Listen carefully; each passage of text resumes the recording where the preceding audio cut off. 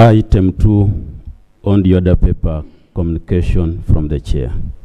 Thank you, honorable colleagues. I welcome you to today's sitting. If you remember, on Tuesday, we agreed that the Minister for Internal Affairs will come and make a statement to the House today about incidents registered during the Kawempe North by-elections. I want to, therefore, amend the order paper to provide for that item, and I need it to be called now.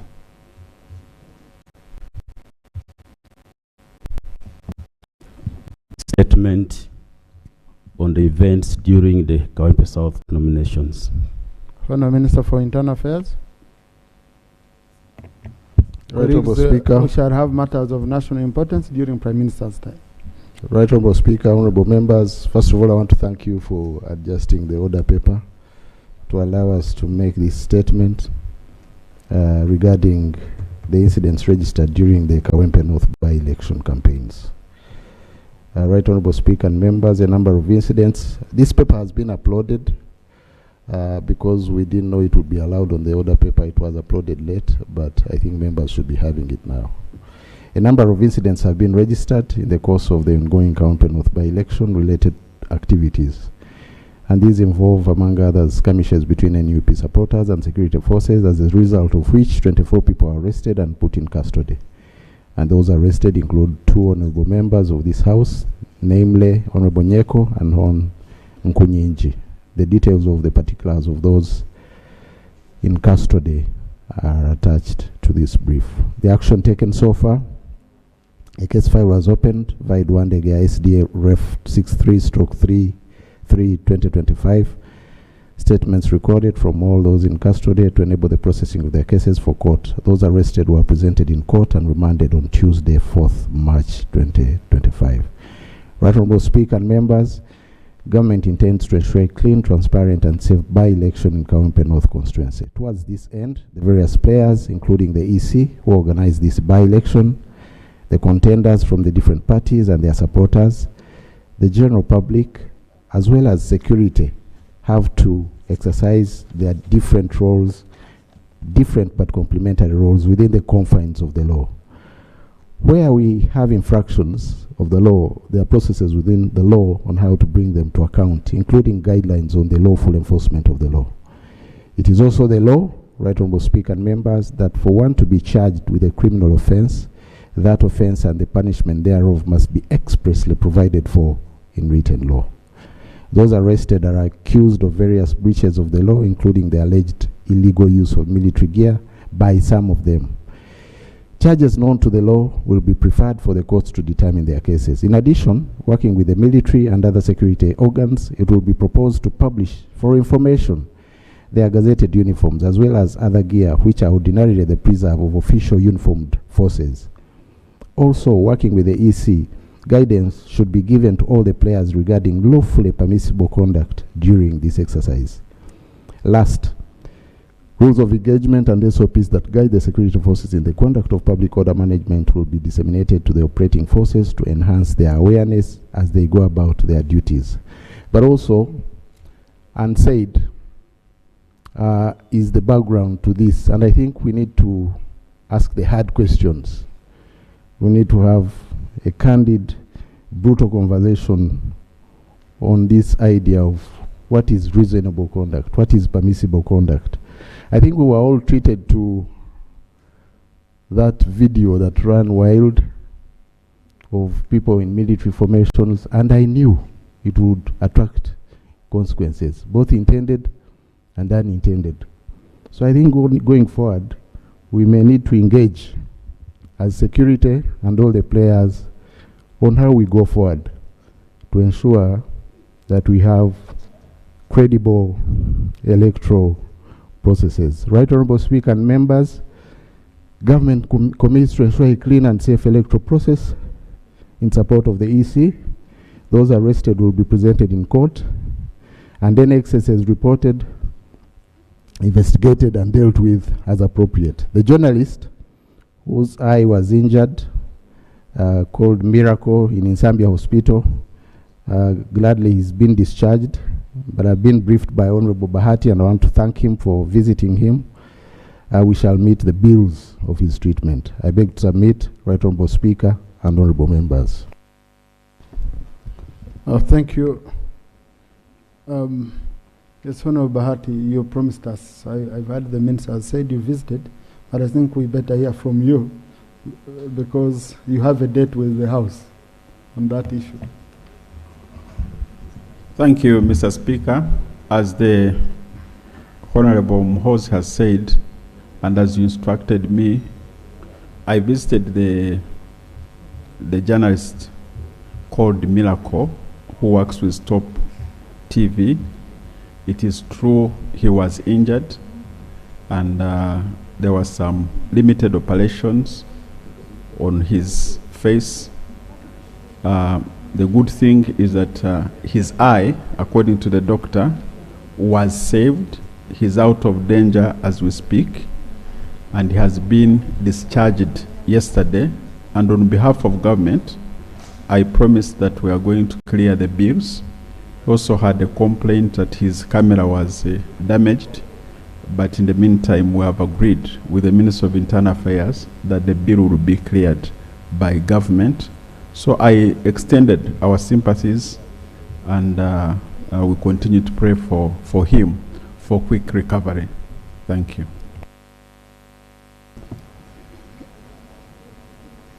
Thank you. Yes, no, Minister, I would have loved, for example, in the case of the journalist, you know, who was not part of people who made the parade and all that. I would have been glad to see a commitment of investigating your officers coming out clearly. The way of investigating others has come out clearly.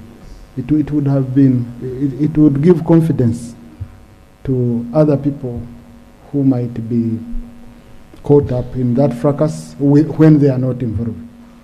So I don't know specific on that, then I call up. Thank you, Right Honorable Speaker and Honorable Members. Yes, it's true.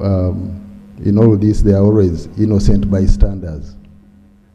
If I can, I wouldn't want to infer the guilt of the others, but certainly we shall verify, even reaching out to the journalist and find out how he was injured, who was responsible, and then we take appropriate action. Thank you, Honourable Minister. Leader of Opposition, to begin with.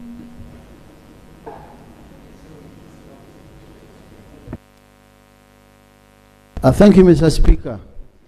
And I want to thank the Minister of Internal Affairs for responding to the directives of the Speaker. First of all, Mr. Speaker, allow me to thank you, government, for responding to the injured person by meeting his bill. Although you wouldn't have met it if you had not caused injury to him. And it's not enough, but there are more than one who are under the same state. Mr. Speaker,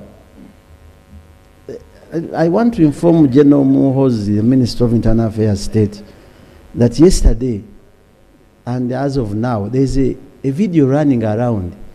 There's a Ugandan resembling one of the judge, and people were almost going to kill him, thinking that the one was beating people in Kawempe. This is a common phenomenon in Africa. Sometimes some people said I'm resembling also you yourself. And if you commit an offense, I might be the victim or you might be. But for you are lucky, you have safety with your security guards. This is the situation, Mr. Speaker, we are facing.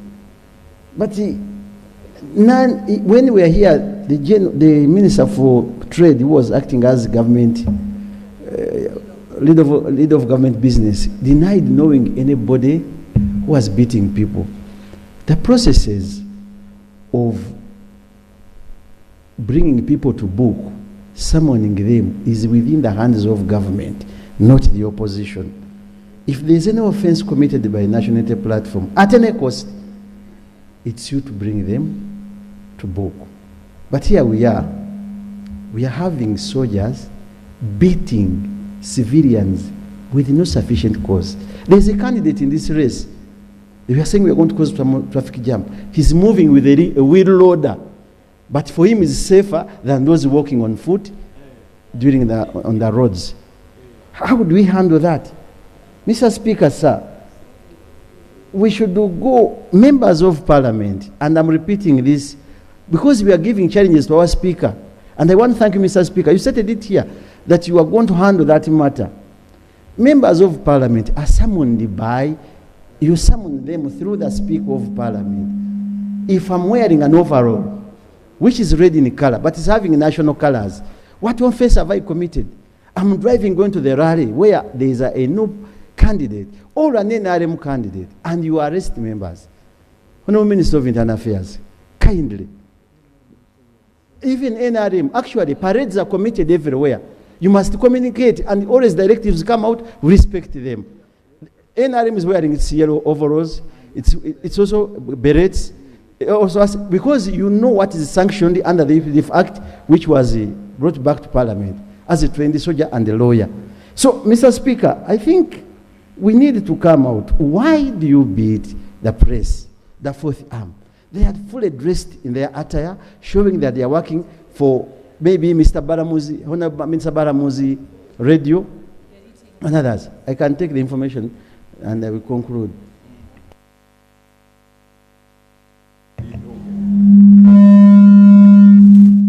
Sorry, colleagues, it's being worked on. Yeah, but we can continue. Thank you, Right Honorable Speaker, and thank you, Honorable Sewungu, for giving way. Right Honorable Speaker and members, when you see the events unfolding in the Kawempe North by-elections, it leaves all of us in a bad situation. Those involved in the election, and even those other citizens, particularly the responsible members of this society. Now, when the issue was put for government to come and clarify and explain, I'm surprised, deeply surprised, that the Honorable Minister has chosen to tell what everybody wishes to hear. He has told the intent of the law and the aspirations of Ugandans. But what is at stake now is that they are hoodlums. There is the JAT, which is responsible, the core mandate, to crack on terrorism.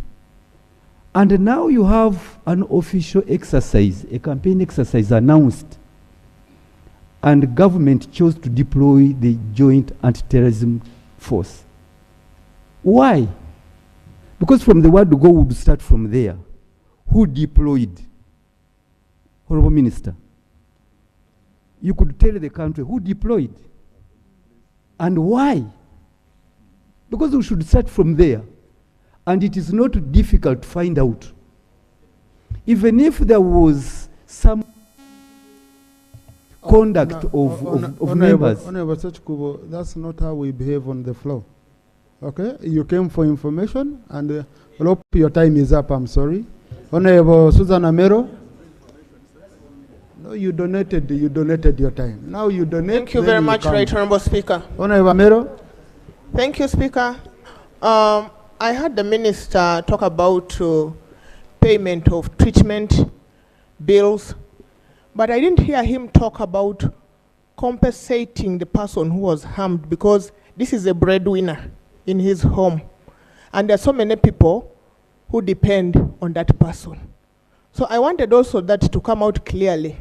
But also, the other thing, Right Honorable Speaker, is for how long are the security forces going to take the law into their hands?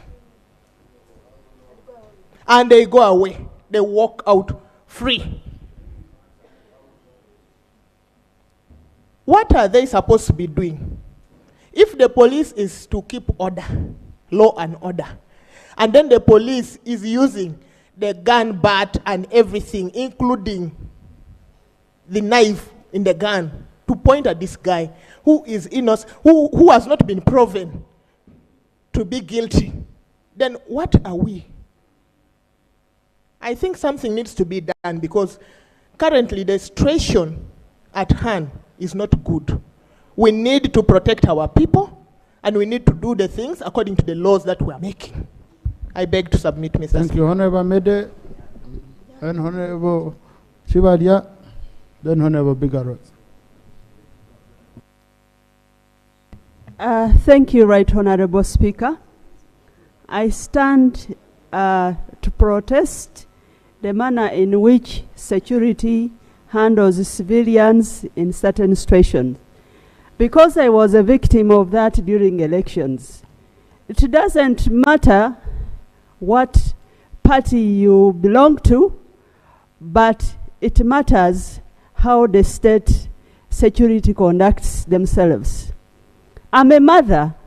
One time I was very pained. I almost shed tears seeing a small girl, these children of Makerere University, trying to protest, and a little girl howled behind a pickup. I wouldn't want my daughter to be treated like that. During the campaigns, it was like the state versus Ahmed. There was this colonel that was deployed in my constituency, and they were just all over intimidating people with the uniforms, telling my supporters they are going to disappear. Please, in this century, as a politicians of my generation, we want fair competition, we want accountability of security. This is not fair. I beg to submit. Thank you. Now, Honorable colleagues, I know that incident that happened, but how is the situation now? Have we gotten other bad incidences?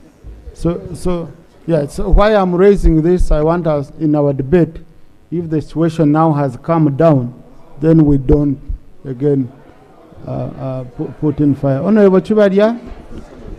Thank you, Right Honorable Speaker. I have asked you, I don't know. So now, stop. You know, yeah, I've asked you in your submission, you should be the ones to tell us what's going on. I didn't tell you that the situation is like this. I asked you. Yes. Honorable Chibadia? Thank you, Right Honorable Speaker. Right Honorable Speaker, very rightfully thinking Ugandan is asking, how did we reach here? How did we reach where we are? What has caused this, Right Honorable Speaker? Right Honorable Speaker, I remember at the beginning of this parliament, the speaker then, late Honorable Jacob Olanya, said that one day he would organize a day. We sit here and debate how we wish this country to move. Right Honorable Speaker, maybe one day you convene, either you take us in conference hall in the compound, we debate. Right Honorable Speaker, it's ugly. Your question was, what is happening now? Is it any better? Right Honorable, yesterday they were showing where a lady was seated in a vehicle. Somebody jumped on the vehicle on top and pointed a gun at the lady in the car. The lady was saying, shoot. People were surrounding the car. Right Honorable, who is in charge of campaigns in this country? Campaigns are not going to the church to begin praying. And in campaigns, everybody will be chanting, people will be moving, people will be singing. Who is in charge of campaigns, Right Honorable Speaker? A campaign period? And we behave like this?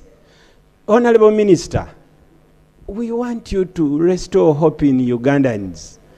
Restore hope in Ugandans and say maybe it is regrettable, this was uncalled for, we are investigating, we are going to do something better. But according to your statement, it's as if everything is normal and what is going on is blessed because you blame the people who were arrested. You can't even tell us those who participated in beating. You beat a younger girl. You pull a younger girl on the road. Right, Honorable Speaker, it's very regrettable. Okay. Now, I'll just first ask two people here before Honorable Ross. Honorable Minister, I understand the Electoral Commission, you had a meeting with the Electoral Commission. Or your security forces were, I would want to hear from you. I don't know whether it's you who attended or your people briefed you, because both sides were invited.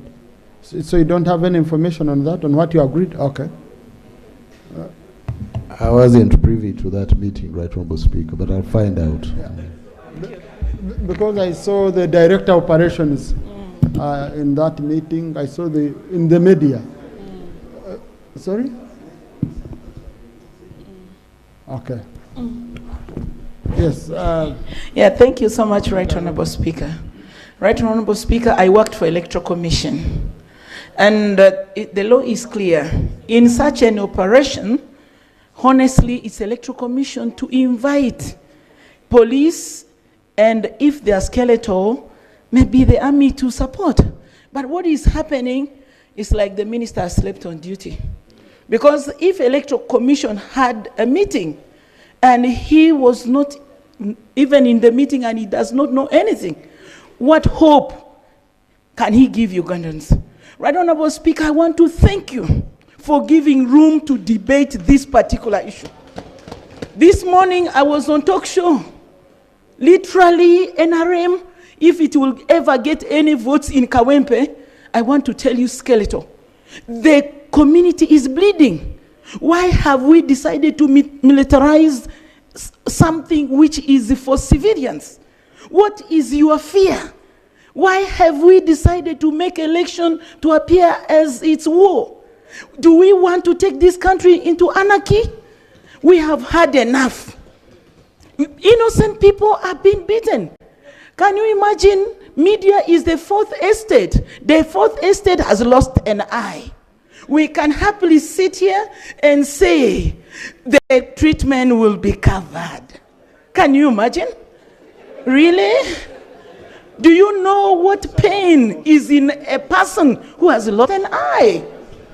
Right Honourable Speaker, I beg you, the only hope remaining for our community, especially when it comes to Kawempe, is this house.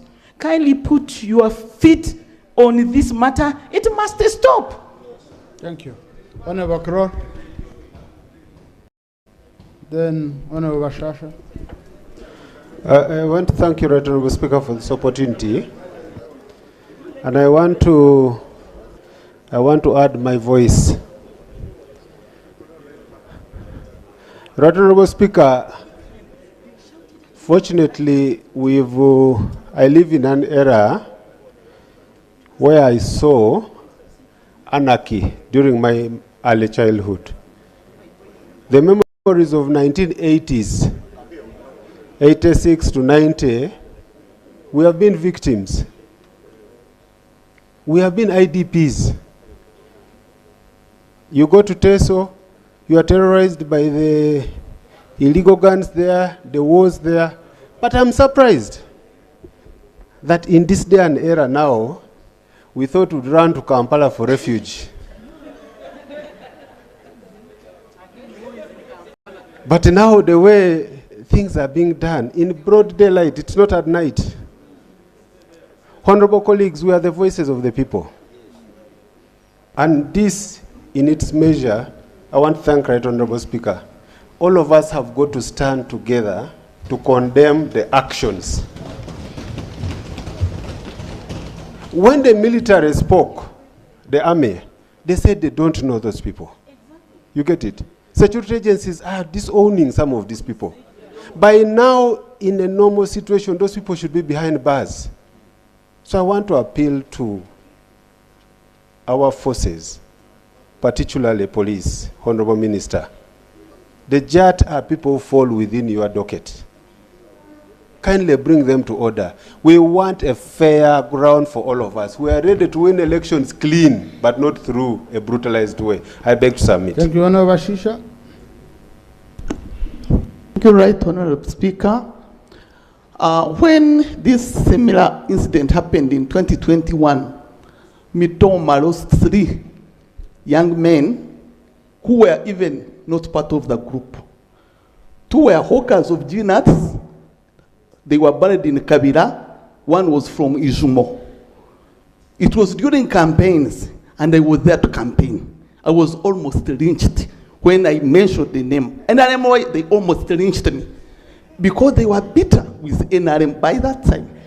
So I'm requesting that we put a stop on this. Because we are nearing the elections.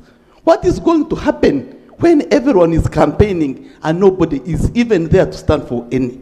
Thank you so much. We need to put a stop on this. Honorable Joyce Bagara, then Honorable Kasoro. Thank you, Right Honorable Speaker. And I'd like to appreciate the Minister for the statement, but I'm very disappointed, especially as a journalist. The rate at which journalists are being brutalized in circumstances like this is very alarming, and I'd like to say to this Parliament that Miracle is not the only journalist that has been injured in situations like this. And most of the time, the government will try to compensate or to buy a camera to replace it or to pay the bills. But what are the bills? What about other journalists? Because, Right Honorable Speaker, there are many other journalists that are being brutalized, that are being injured. Some of them will never be able to work again. There's been Twa Muchibi at NBS Television. There was Yuda Musisi, formerly of BBS. There is David Dubowa of Daily Monitor. There is Ali Mivule, who is formerly of NTV. There is Ashraf Kasirie, who everyone knows very well what happened to him. There's Joshua Mujunga, and the list goes on and on. And from my understanding, I think the government takes for granted journalists, because first of all, you know that the pay for journalists is very little. So when someone is injured and then you go there and then you're buying a new camera and then you're paying the bills, you think that is enough. I don't think it is enough. And secondly, Right Honorable Speaker, I heard the minister the other day saying, oh, they should be taken to court as individuals. But these people are in masks from head to toe. You cannot identify the person. So how do you go to court? How can they be accountable when you can't even identify them? It is very saddening, it is very heartbreaking, and I think the government should reflect on the things that you're doing. Even the people who didn't know about the brutality of this government are angry. Some people are not talking, but they're really boiling. And one day, Right Honorable Speaker, this whole bubble will burst. Thank you. Thank you, Honorable Solo Kayemba. Thank you, Honorable Speaker. Then Honorable Ongisto. I'm Solo, not Kasoro. So. Yeah, so stop using that name in the corridor. Anyway, Honorable Soro. So, Right Honorable Speaker, many times the NRM government says that the opposition are spoiling the image of this country. And they say that we have made a very big part in scaring tourists and other people to come to this country. Yes. But Right Honorable Speaker, when you look at what is happening in our country, what happened in Kawempe, you can say that actually the police or this government is its own opposition of its image. It attracts the world to see whatever is happening here. Right Honorable Speaker, I was a victim on Monday. What happened in Kawempe? The judge people wanted to kick my private parts. It's only that I had the background of the ghetto in Ibuayise. If I didn't have tactics, it would be another story as it is now. When you look at the clothes I used that day and you look at them, you can't believe that it's a member of parliament that was harassed the way it was. The ladies were in a court on Tuesday with Honorable Sambo Shabe. When you look at the way the ladies were beaten, others lost their backs. Yes, they did. Others, when you look at their faces, they were brutally brutalized. Why are we doing this? The kidnaps going on as we speak now, Right Honorable Speaker. An American citizen called Charles Bukenya Mubawala, the Vice President for UNA, was kidnapped on Tuesday night in Nakulabi. We don't know where he is. This country is experiencing many people leaving to go and seek asylum in other countries because of the way the security agencies are handling. We ask who is ordering, who is taking over, but we have seen tweets of the CDF saying, I'm going to crush these new people. We condemn that. This is our country. We are born in Uganda, we stay in Uganda. Thank you. Honorable members, in the public gallery this afternoon, we have students and teachers of Cabo Secondary School from Mubende District, represented in Parliament by Honorable Kabanda David and Honorable Nakazwe Hopu Grandia. They've come to observe proceedings of this House. Please join me in welcoming them. Finder, you can stand up. You can stand up. Thank you. There they are. Thank you. Also, we have in the public gallery this afternoon students and teachers of Britannico High School from Nakauka, Wakiso District. They're represented by Honorable Charles Matov and Honorable Narima Betty Esther. They've come to observe proceedings of this House. Please join me once again in welcoming them, Honorable colleagues. Colleagues, furthermore, we have students and teachers of Immaculate Heart Girls School, Nyachibari from Rukunji District. They are represented by Honorable Natkunda Medias and Honorable Tahigwe Irisa. They've come to observe proceedings of this House. Please once again join me in welcoming them. Thank you. Yes. Honorable Manuel Rongiso. Thank you so much. Followed by Honorable Hanifa. I want to also thank the Minister for the statement. Right Honorable Speaker, I viewed some of the video clips and I noticed something that I want the Minister to take interest in. And that is, there was one of the ladies, a soldier, that was trying to pull her colleagues away from beating people. And what came in my mind, Minister, that's why I want you to take interest, is, was there a single command or there could have been two commands or various? Because how can you have a group that is so happy to beat people and you have this other person who is pulling them away? That tells you there could have been a problem. Right Honorable Speaker, one time on the floor of Parliament here, I stated that we are sending these policemen and soldiers out there. We don't know what is in their heart, because in their training, some of the things they are sent to do, they don't like. They know that it is not professional to be sent to do what they are being asked to do. And one day, like my sister stated, if one of them gets annoyed, and that is why we also need to question whether some of them are doing it because they think they should do that, or they are doing it with the intention of actually spoiling the name of the government.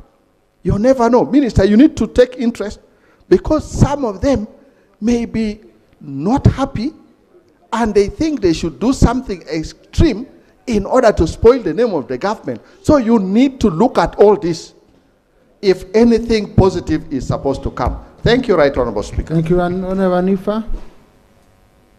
And thank you, Right Honorable Speaker. I want to thank the Minister for his statement, and I also want to thank you, Right Honorable Speaker, for having brought this debate on the floor. I want clarification from Honorable Minister. I want to talk about fellow members of Parliament. When you look at their charge sheets, and even others that were arrested, all the charge sheets, most of them are talking about public nuisance. But I don't know whether you took a look in the penal code about the ingredients of public nuisance. Because our MPs, I was with Honorable Nyeko in the same area, then who was grabbed, who was standing. Then they came and grabbed him. Later on the charge sheet, you wrote on the charge sheet that the offense is the public nuisance. So do you know about the ingredients of public nuisance? Honorable Hanifa, you're going into unchartered waters, sub-judice, Rule 73 is already charged. Please, these are not issues we can discuss here. So thank you, Right Honorable Speaker. I want to talk about the law that has the government forgotten about the laws of Uganda. And in this case, about these people who arrest civilians, there are procedures of arresting people. there are also procedures of arresting members of parliament. But these people who, the masked people and the JAT people, I do not know whether they are under the laws of the procedures of how people are supposed to be arrested. I want clarification on that. Thank you. Thank you. Now, Honorable colleagues, let me clarify for you. And please don't get me wrong, okay?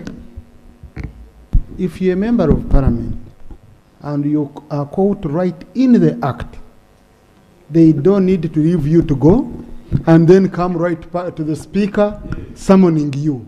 No, no, no, no. Okay? So they take you from there, and then they take you, and then we start following up. Yes? No, I want you to know, please, please get me clearly. Because you're going to be a member of parliament, we can also be thieves, by the way. So you go to rob someone's home, and when they come to arrest you, you say, no, you first go to the speaker to get permission to arrest me. So there are incidences when you are taken right away. But that does not mean, yes, I'm telling you, that does not mean that I'm saying that our MPs shouldn't be arrested using the usual methods we use. I remember the Honorable Sewanyana, the Honorable Segirinya, they were sent someone through here. But why you're caught right in the act, Honorable colleagues, that won't apply. Honorable Mpuga. Thank you, right, Honorable. Honorable Mpuga, I'll go to Honorable Kaberuka. Then Shadow Attorney General. Oh, no, not Shadow Attorney. Shadow Minister for Justice? Abdara, your Shadow Minister for what? Internal Affairs. Oh, Shadow Internal Affairs is Honorable Namboze. But she has just come. So I'll give the one who has been here. The former. I know they talk together. Much obliged, Right Honourable Speaker. Right Honourable Speaker, the Minister of Internal Affairs, who has just read the statement, is one of the better schooled military officers in this land. And I'm very sure that statement was just dropped on his desk when he was rushing to come to this house. I decline to imagine that it is his statement. Somebody must have written something, he was in a hurry, and he came to read it. Otherwise, how would the General David Mohoz, that I think I know fairly, make reference to the fact that some of these victims were part of an illegal parade, and therefore their treatment seemed like an act of reprisal, revenge and retribution, which has no space in the laws of the land. That can never be a statement from the Minister of Internal Affairs that I know. Somebody simply dropped it on his desk. Probably he can explain whether the actions Kawempe were punishment in retribution, and then probably educate us on their space in the laws of the land, given some illegal military parade alluded to in the statement.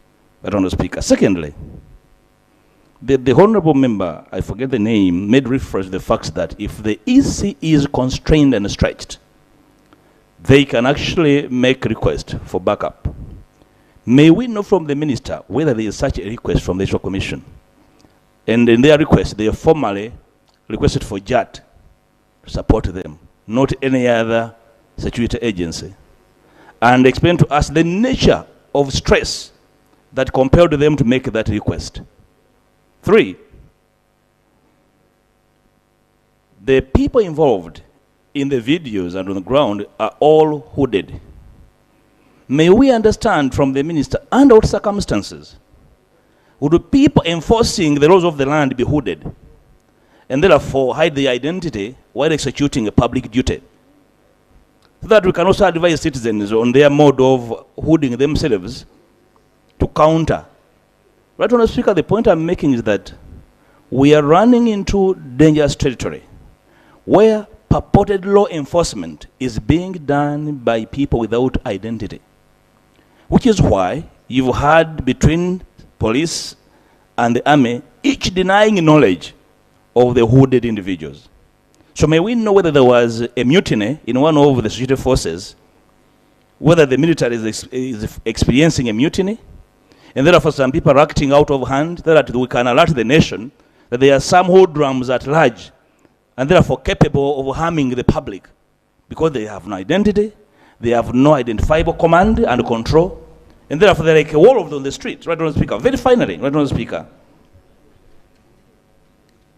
the Honourable Bashisha, a very, very honourable lady, with pain, made allusion to the fact that she had that experience in her territory during the last election, and that the three people, the victims, were not even involved.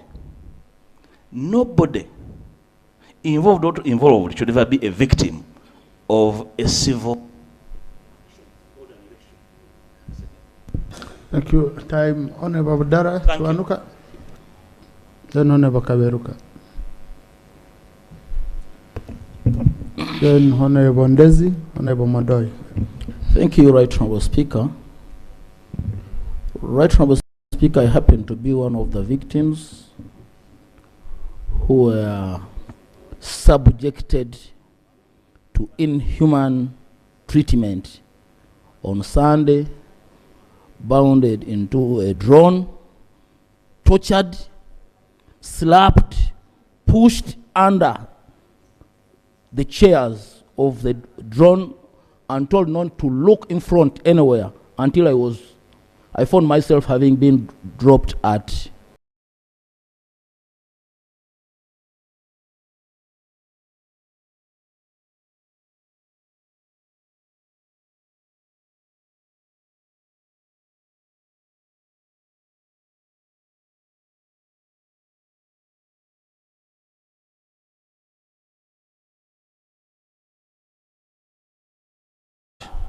undressed at my attire which I was putting on, which is an overall, red, and I was told that is an army attire. And I asked him, since when is this an attire of police or an army? Right Honorable Speaker, everyone here can tell his or her own story. In my own constituency, which is Mukono North, I take it that I went through the worst election, and I was declared the last among all of you. Why? Somebody tried to use SFC, use the army, abducted, and it is my constituency where most of those people whom you are hearing who were abducted, where they came from. And it started like that, and this is what is happening in Kawempe. Up to now, Kanata Muhammad, Sempi Jawida, who are from my constituency, they have never been traced again. Thank you, Honorable Speaker. Please. You don't do that. Honorable Kaberuka, you switch on for yourself and you thank me. That's not how we work. Yeah. Thank you, Right Honorable Speaker.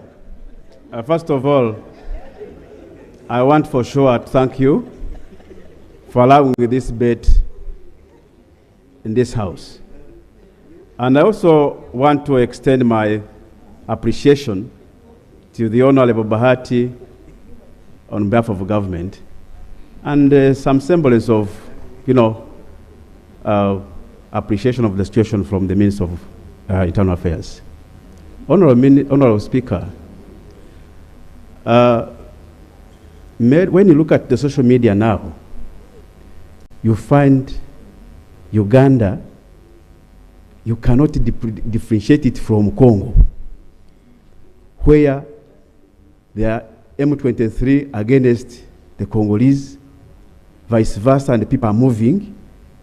They are being held in Changwali. What is the cause of this? Dishonesty. Mr. Speaker, the minister ought to tell this House who these people that beat Ugandans are. If he is to restore hope in Ugandans, let him tell us who they are. Or if he has no time to enlist them, let's give him time to bring a list of those people who beat Wananchi. But when we continue massaging this situation, it will escalate. Because, Mr. Speaker, everybody, someone said that what is the food for the gander is the food for the goose. What's good for the gander is good for the goose. And this is not selecting opposition, it is happening to NRM as well. Some other DCs have started, you know, some other DCs have started intimidating people, Mr. Speaker, and they are saying, we are going to come for you. Honorable Kaberuka,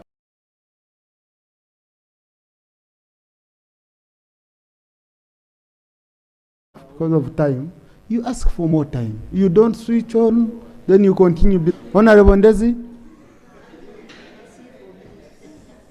And I saw they gave you little time, I would have added you, but because of what you've done, I'm not able.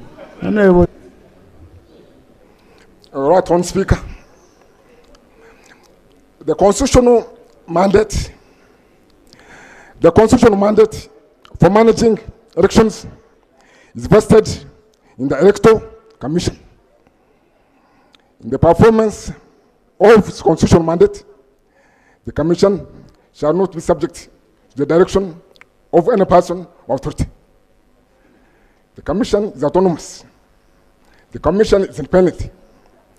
Therefore, Right Honourable Speaker, we have many questions to ask the Electoral Commission. Unfortunately, the Electoral Commission is not here. We talk about police, we talk about army, but the right party to be in charge of the situation we are talking about in Kawempe is the Electoral Commission. Therefore, Right Honourable Speaker, I think at an appropriate time, we should find a mechanism for ensuring that the Electoral Commission is held accountable. If they have allowed other parties to hijack their functions, let them tell us. If they do not have the mandate to manage the elections, let them tell us. We allocate a lot of money to this commission every year. If it has failed to use the money properly, let the commission shall tell us. So, Right Honourable Speaker, my humble request is that we need a mechanism for ensuring that we interact with the Electoral Commission to know exactly what is going on there. Thank you so much. Thank you. Honorable Modoy, then Honorable Opende. Right Honourable Speaker, I want to thank this House for reviewing and discussing this subject matter. I was a returning officer. Yeah, in Uganda, for many years I've been a returning officer, and I was. And I want to thank Honourable Ndezi what he said.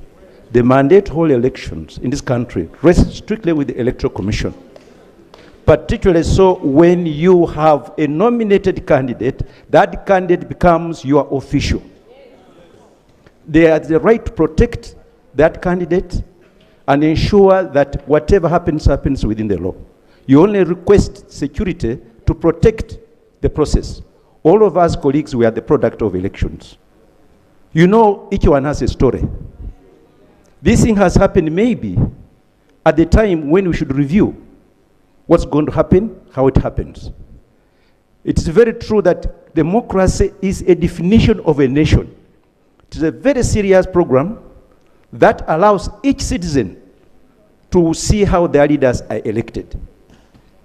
The same is also equally true that the leadership of a country comes about through democracy. And therefore, the constitution has to be held high. What happened in Kawempe could happen in other parts of the country. So in my opinion, and I think the Chairman Electoral Commission addressed people, I say people because he didn't address the nation. He has to come out clearly to assure the nation whether we are ready for elections or what's going to happen. We have a friend whose child was passing that direction, and she was beaten badly. And as I wind up, I want to look at the security. When I was in service, the coat of arms has to be respected at all costs. People, the goons who are beating people were putting on, they had our flag. There is no way, I think in my view, we have to be very frank and look at this issue squarely and address it. Honorable Minister, the idea of thanking you that you went and consoled the patient, it should have been Electoral Commission. Because those are in charge of this product. I want to thank you again, and the colleague, let's not lose hope. I think this is the time to review of how we are going to proceed. Thank you. Honorable Opendi. Thank you, Right Honourable Speaker, and thank you for giving time to this particular subject that has been disturbing my head, Right Honourable Speaker, since I watched the news that a prospective member of parliament can come from nomination and is pulled off a motorbike, thrown onto the ground. Right Honorable Speaker, we have a history as a country. We cannot afford to see this happening in the NRM government, where we all rejoiced and thanked the president for liberating this country. Who are these officers? When I heard the police, the spokesperson for Honorable, former Felix Kulaije, speaking and saying they don't know these people. Now, how can people have guns, have sticks, beat up Ugandans, and nobody is arresting them? And they continued with this even the next day. I have raised the issue of officers covering their faces. If you are not criminals, why are you covering your faces? Why don't you want to be seen by the Ugandans? Right Honorable Speaker, I want to request, we moved away from the governments that were not democratic. Our constitution obligates the state to ensure free participation by all Ugandans. They are free to participate in politics and elect the person that they want. If that is not the way we want to go, can we scrap off these elections, Right Honorable Speaker? Can we go back to the movement, to no party state, and we stand on individual merit? Because the parties are now, we are getting divided around parties. If political parties are an issue, Right Honorable Speaker, we are requesting for constitution amendments. Can we have constitution amendments here before we go into elections? We are silent and yet the days are drawing closer. Can we discuss these matters? Thank you. Honourable Minister.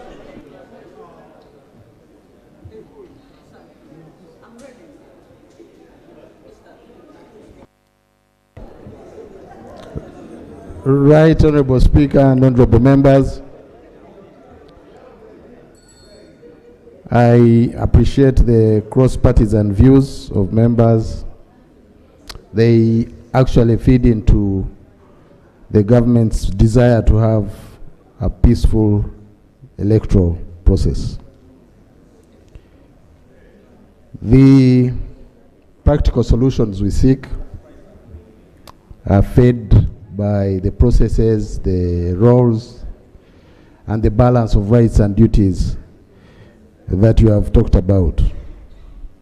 So I think it's good to have this engagement, but follow up with it with a more concrete engagement between security, but also the EC, around the EC, and all the players to talk about and find solutions to these issues. Every citizen has a life that is sanctified, so I want to disagree with my colleague, Honorable Joyce. It's not just journalists, but also everyone, whether a journalist or not, should be treated fairly before the law. So I want to allay your fears. There is no bubble, but in the unlikely event that it is there, the pressure points are being pricked by this discussion, and we shall together find a solution. I thank you, Right Honourable Speaker and honourable members. Now, honourable colleagues, I want to urge the parties, okay, to use your platforms which you have outside this house, provided for under the constitution, from IPOD to all other parties, to engage on these matters so that you engage with the principles. Because what was in Kawempe is really undesirable. It's undesirable. It's totally, I don't know how someone can be provoked to track someone off a border, someone who is from being nominated. Me, in fact, I said maybe this candidate is being campaigned for. I said indirectly, you know, but it's very, very bad. It's what was there is very, very bad. So I urge you, please follow up on that. Next item. Item 3, statement by Minister on the occasion of commemoration of the International Women's Day. Honourable Minister for Gender. Honourable colleagues, Rule 52, Sub-Rule 2, time is gone. I'm not allowed to go beyond 1 hour on an item, and that time is gone. So I can't open up that issue again. Honourable Minister. Thank you, Right Honourable Speaker. Right Honourable Speaker, I have the statement which is 41 pages. It's uploaded. Yes, I wanted to give you a comprehensive statement. So I am going to give highlights. But to note that if you want statistics, if you want details, if you want accountability for all the programs broadly of government on women, they are contained and uploaded, but I will give synopsis and summary. Right Honourable Speaker and members, in 1975, the UN declared International Women's Year and recognized March 8th as International Women's Day, and all member states celebrate as a global day. This year's celebration is anchored around the priority areas of the Beijing Declaration and Platform for Action. The national celebration shall be in Chankwanzi. Right Honourable, I want to allow members to read page 2, but to state that the theme is accelerate action for gender equality. I will go to page 3, which deals with progress made so far by government.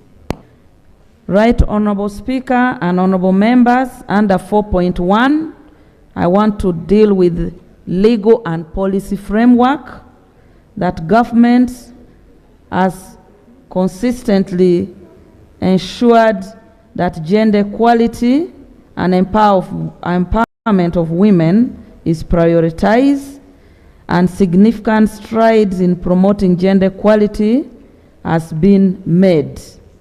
On page 4, I want to articulate that Uganda is a signatory to international and regional instruments on gender equality and women's empowerment, including Convention on Elimination of all forms of discrimination against women, the Beijing Declaration and Platform for Action, which is now 30 years this year, the 2030 Agenda for Sustainable Development, the SDG goals, the Protocol to the African Charter on Human and People's Rights, on the rights of women in Africa, which is called Maputo Protocol, the gender policy, the IGAD development framework.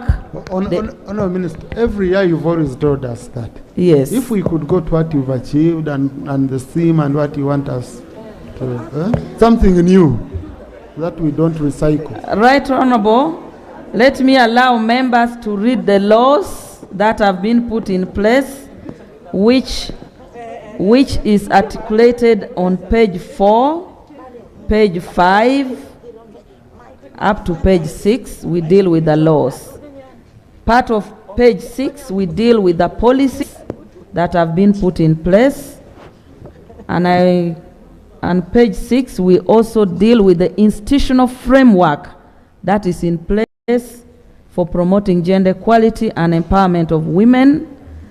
All the mechanism in all the ministries, the MDS, which takes us from page 6, 7, page 8, the National Women Council, the Equal Opportunities Commission.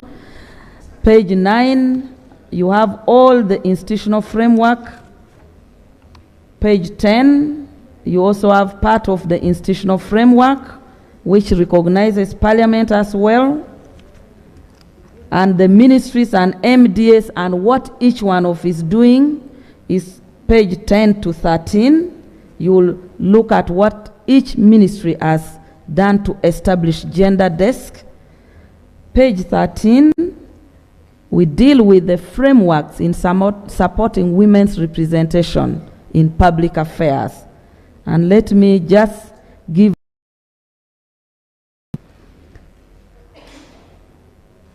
the government upheld affirmative provision in the Constitution and the laws which provide quota. And that's why most women members of parliament, and I'm glad that this parliament integrated it in the election of members of parliament of the Pan-African parliaments, the East African Legislative Assembly, and other bodies. And the statistics currently is that in cabinet, senior cabinet ministers who are female constitute 44%, compared to 36% in 2016. So we have made progress. Ministers of state, there are 50 of them, out of which 23 are women, constituting 46%. And we can note that for permanent secretaries, out of the permanent secretaries, we have 17 women permanent secretaries out of 34. 15 CEOs of commissions, there are 39, 14 are women. There are 37 ambassadors who are women. In the 11th Parliament, 175 female members of Parliament, 175, 146 of whom came under affirmative action as district women MPs. The percentage of women in Parliament stands at 34%. This one we have sort of regressed because in the last Parliament we were 35%. And surprisingly, at local government level, in those leadership, women constitute 45.7% of the elected leaders at local government level.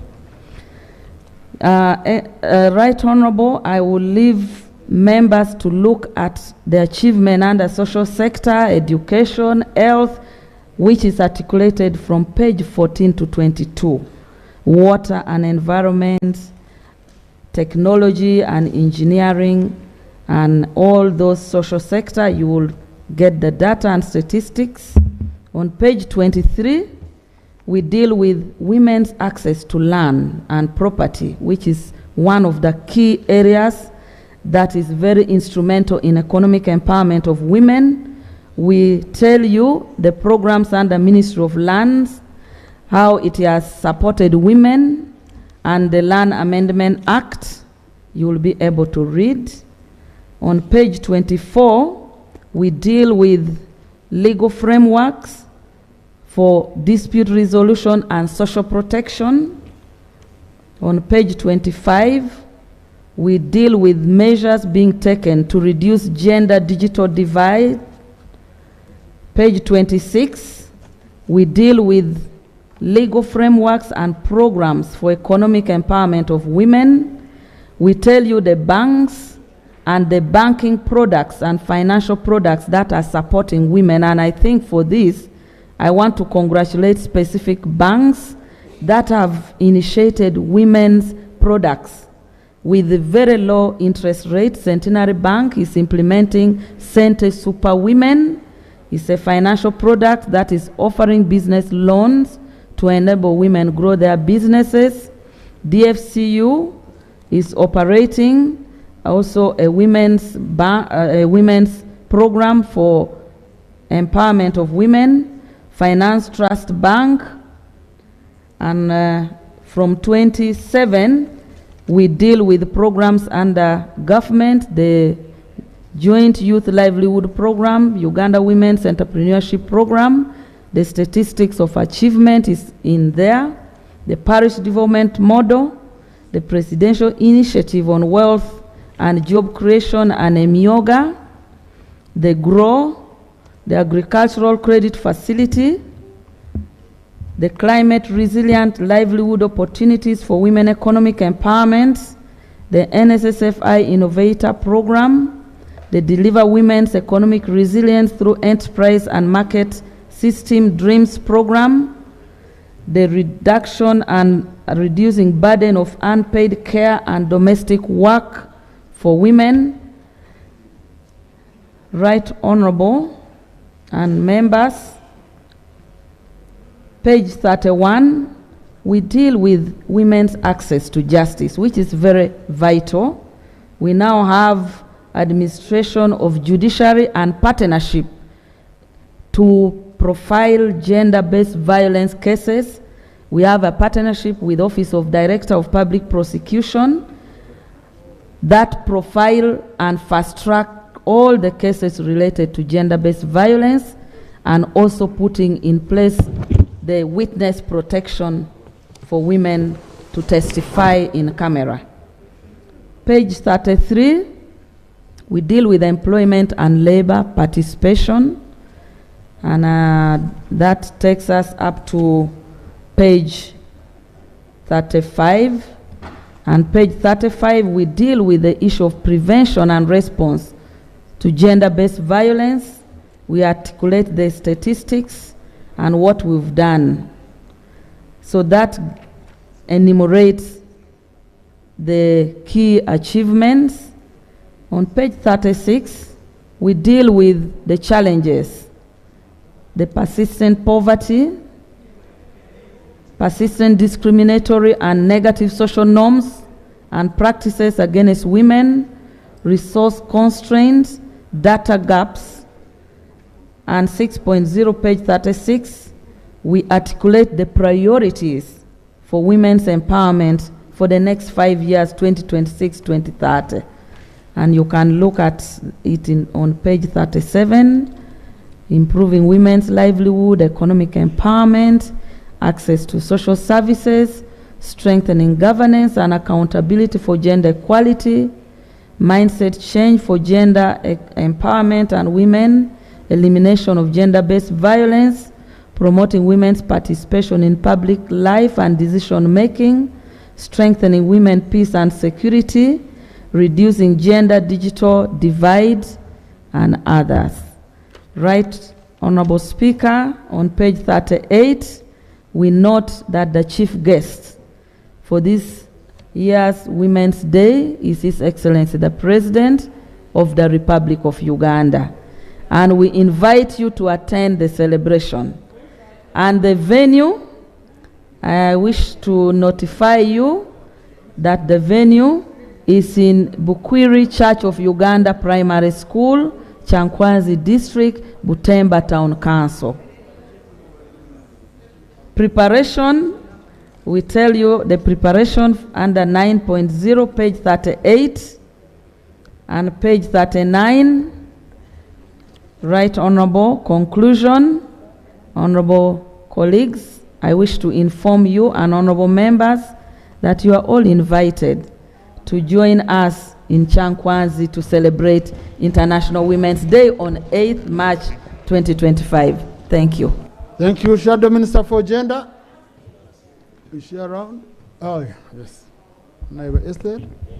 Thank you so much, Right Honorable Speaker. Right Honorable Speaker, Bet Ethonalima, Shadow Minister for Local Governments. I'm standing in for Honorable Fortunate Rose Natongo, who is the Shadow Minister for Gender.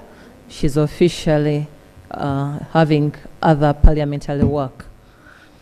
Thank you so much. Getting back, Right Honorable Speaker, as we also respond over the matters the colleague minister has raised, we are looking at the different frameworks she has raised, and we see that despite the fact that we've put in place and we've really put signatories to several of these legal policies and legal frameworks, the CEDAW, the Beijing Declaration, we have Maputo Protocol, and many others, even just the Constitution of the Republic of Uganda, talk about the Bill of Rights, the women's rights. What has been discussed here is evidence to what is being done to women. We are seeing political violence to the women of Uganda. We see their when we are administering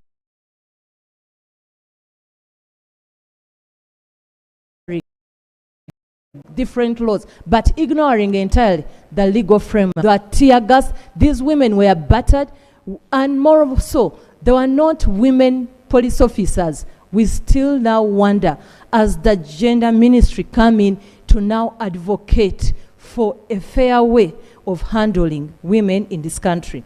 When we get to part 4.4.2, we are seeing the women and girls' health being handled. We still have a challenge, the menstrual health of girls and young women in this country.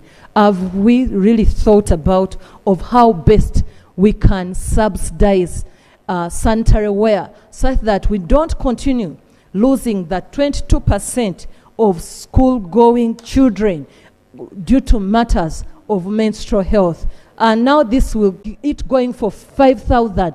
Let's have pads that are for 1,500, something affordable, so that if that girl out there is able to be in position to go for school, but comfortably as she goes through her days. We are also looking at the Market Act, which you've also cited here. The Market Act, we are privileged that at least I was among the few who are in the Committee of Public Service and Local Government.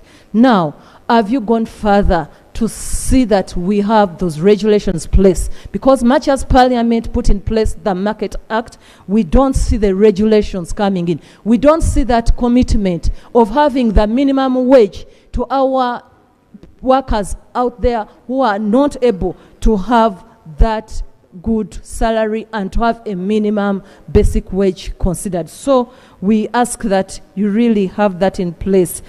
And also, could we consider when they put up an action programs that are aiding the women to come up, as the ministry sat down and highlighting the gaps, those very encumbrances that are continuously in place, and to this day, much as we have GROW, much as we have PDM, much as we have many other socioeconomic programs, have we taken enough time to find out where are the encumbrances? How comes women of Uganda are still poor? Is it fair distribution? Is it because the quotas are not realized? So we want to appreciate you, and we are praying, let's critically look at these issues, but more so stand up. We expect the Ministry of Gender to stand up and condemn all the discrimination going on. We expect it to come and see women's rights being not observed at all in the ongoing campaigns, and if it predicts what women will go through in the upcoming. As we talk... Thank you. Thank you. Uwopa has assigned the usually shadow minister, then I got Uwopa, and I'm told the vice chair Uwopa. Honorable. Yes. Thank you, Right Honorable Speaker. I want to thank the Minister for the report and also the shadow representative for the issues that have been raised. First of all, Right Honorable Speaker, I want to go back on the issue of the freedom of association. That is very fundamental, enshrined in our Constitution, in the Bill of Rights. Right Honorable Speaker, every woman is entitled to the right to associate in any way they want. Today you find that women in the opposition cannot even come out to speak or wear the colors of their parties. Right, Honorable Minister, you're in charge of the women, the women's docket, the ministry. You need to come out and speak about this. We have seen brutality. These men in uniforms who are supposed to serve our country, they are beating women. You need to come out and stand and speak about this. I represent all women on WOPA, so even if it happened to someone in any other political divide, I'll come out and speak. We need to protect women. We need to see women associate wherever they want to be. Right Honorable Speaker, we have women in prisons. Our women do not access sanitary pads, sanitary towels. I have met several who say that when I'm imprisoned, I'm in my periods, until I get to reach my family. That's when I'll be able to access sanitary towels. Right Honorable Speaker, the Ministry of Gender needs to visit these prisons and make sure that women can access anything they need, because you have no control over that. We need to see that women can access sanitary towels in the prisons. And also, Right Honorable Speaker, we have so many women who are in those safe houses. Women are different, Right Honorable Speaker. If someone is put in a safe house for more than 48 hours, a woman, without clean, safe bathrooms, washrooms, what do you expect a woman to go through? We need to hear the ministry speak about this. You're going to celebrate the International Women's Day, but they are trailblazers. They are women who started this journey. If they were here, they would speak about these issues, the issues that affect a woman. We don't have to talk about only economic empowerment, elective positions. We need to speak about those issues that affect a Thank you. Faith Kunhira, then Kumi, then Marisa. Thank you so much. Any man who is not a member of WOPA today, it's, you'll be in trouble. I won't pick you. Thank you so much, Right Honorable Speaker. I want to thank the Minister for the statement and for letting us know about the celebrations that are about to happen in Chankwanzi. Right Honorable Speaker, sometime back last year, the Minister invited us as members of Parliament to a hotel to speak about the GROW project. And we were so much involved at the beginning and at the inception of the project. But at the moment, I do not know any woman from my district that has benefited from this famous GROW project that I participated in at the beginning of the project. Right Honorable Speaker, when we attend these workshops, we go back to our constituencies and tell the women that there's an opportunity that is coming and is going to benefit you as women. It is sad that our women are applying for the GROW project in the bank, and the bank will tell them to wait. Some of them have waited forever and have completely not benefited from the GROW project as a whole. I want the Minister to really give us a clear statement of what is happening to the GROW project, who is benefiting from the GROW project, and who is getting this money from the GROW project if it is not our rural women who are very, very enterprising. Thank you. Thank you. Christine. Thank you very much, Right Honorable Speaker, for this opportunity, and thanks to the Minister for the report. Right Honorable Speaker, like the Minister made a statement last year, she made a statement on the funding that had been sent to districts to support district celebrations. I expected details of the same in this year's statement. Could the Minister update the women of Uganda whether government is supporting as it did last year? Number two, Right Honorable, it is also very important that the Minister writes to all districts so that all districts are able to update this country on how women of Uganda are really fighting poverty and improving on their household incomes following the various government programs across the country. Right Honorable Speaker, the districts are now looking at Women's Day celebrations as a celebration for the women members of Parliament. And yet this is a national celebration. Could we implore the districts to take lead as the women MPs go and support? Many times they say there is no local revenue, because this is quite important. As I speak now, there is nothing clear about Women's Day celebration for Kumi district. And I want the Minister to support us in that area so that other districts don't miss out. Thank you very much. Thank you, Honorable Medisa. Then Honorable Chen, Doctor.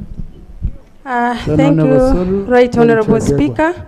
I want to join my colleagues to thank the Minister for the statement as I join the rest of Ugandans to celebrate Women's Day on the 8th.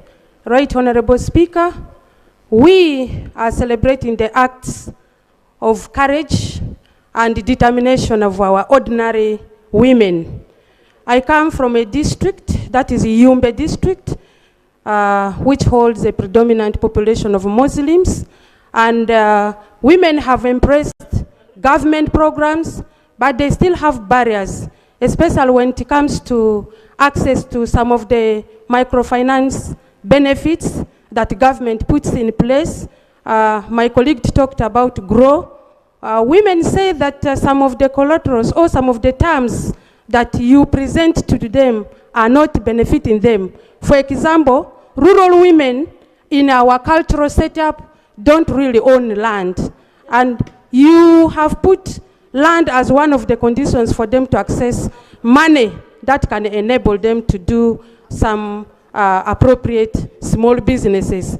That is really their cry, that if you can review some of those terms and conditions that can benefit them. Thank you so much. Thank you. Honorable Chen Douglas. Thank you, Right Honorable Speaker.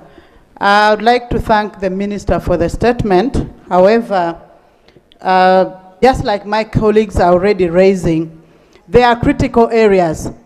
Women's Day, when we hear about this as part of the women, we spend so much to organize Women's Day.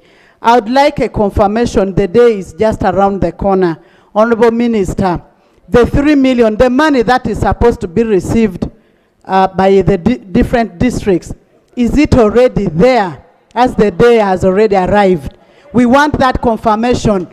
We spend so much to transport women from different sub-counties to the venue. We spend to organize in various ways. Some women MPs are spending up to over 30 million. We want this confirmation, Honorable Minister.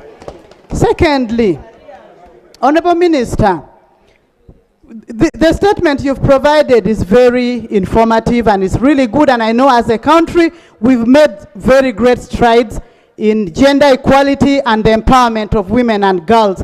But we know that during the period of COVID-19, as a country, Uganda was hit by high rates of teenage pregnancies. So many girls dropped out of school. What are we doing as a country? Even when you look at higher education students financing scheme, very few girls are benefiting. What are we doing to support the girls who dropped out of school to ensure that they can also benefit from the programs that government is having, besides the GROW program, which in Aleptong, I don't know anybody who has benefited from the GROW program. Thank you. Thank you. Honorable Sir Maureen, Honorable Flavia Rabuhoro. Thank you very much, Right Honorable Speaker. I want to join my colleagues in commemorating the International Women's Day. My question would be, Honorable Minister, how much do we normally spend for organizing this event annually? And does the ministry do a review to know if impactful or if this day you're organizing for women impacts the lives of the local or the rural women down there? Because in most cases, we just celebrate Women's Day for the sake of celebration without knowing the impact. And then secondly, the other day we had Women's Parliament here. The women were recommending PDM, where they've been benefiting so well. However, GROW has been a problem across the entire country. May we therefore request you to bring for us, to lay for us on the floor of Parliament, at least, Right Honorable Speaker, through you, that the minister comes here with a list, district by district, city by city, to know how many women are benefiting from the GROW project. Or is the GROW project for the rich? Right Honorable Speaker, lastly, the ministry, I request you, there are laws that you need to popularize, like the Succession Act, where women do not know that they have right to inheritance of land. I think some of these policies and laws in place, you must come as ministry boldly to inform the women down there that indeed, as you go for some of the loans in those banks, you can have the right to inheritance of land. It's not true that it's only men who have right to inheritance. Thank you, Right Honorable Speaker. Thank you, Honorable Flavia Rob Horo, Honorable Pascal Menya. Thank you very much, Right Honorable Speaker. I would like to wish the women of this country and the whole citizenry a happy Women's Day. Right Honorable Speaker, I want to thank my minister for the elaborate statement.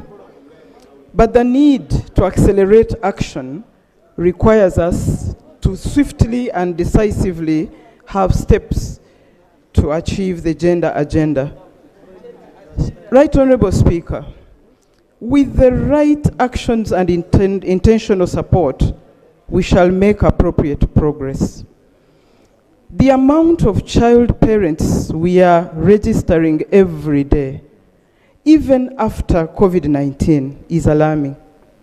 Right Honorable Speaker, if we have to speak about the actions, I think we need now a legislation on a child rights approach to reintegration assistance to the child parents to facilitate re-entry into school.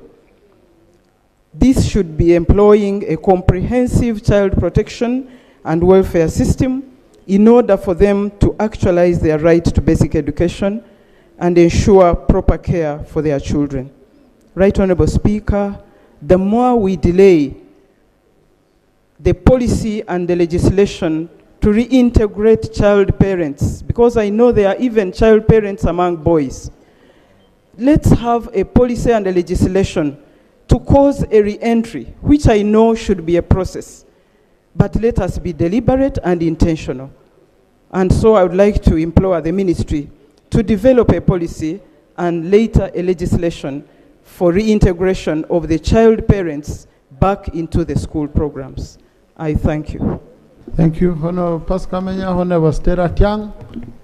Thank you, Right Honorable Speaker. Thank you, Right Honorable Speaker. Right Honorable Speaker, I want to thank the Minister for the report. And I want to go straight, Right Honorable Speaker, on the matter concerning girl child. Right Honorable Speaker, we've received reports showing that there's a lot of school dropouts on girl child. And among the factors that are making these children of ours leave school is the issue of sanitary pads. Right Honorable Speaker, I want to recollect from the submission of the honorable colleague on the support to the sanitary pads.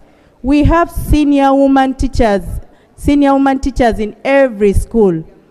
Let's see a way of supporting these leaders in school so that they can help our young child when they are going to start their menstruation period. Right Honorable Speaker, we also ask government, let's try every effort it takes to reduce tax on pads so that our young generation do not be exposed to such risk that will make them leave school. Right Honorable Speaker, I want to go on the issue of GROW. Right Honorable Speaker, GROW project in my district, people are considering to be for the rich. The people per day went and registered and opened bank accounts in a waiting for GROW project.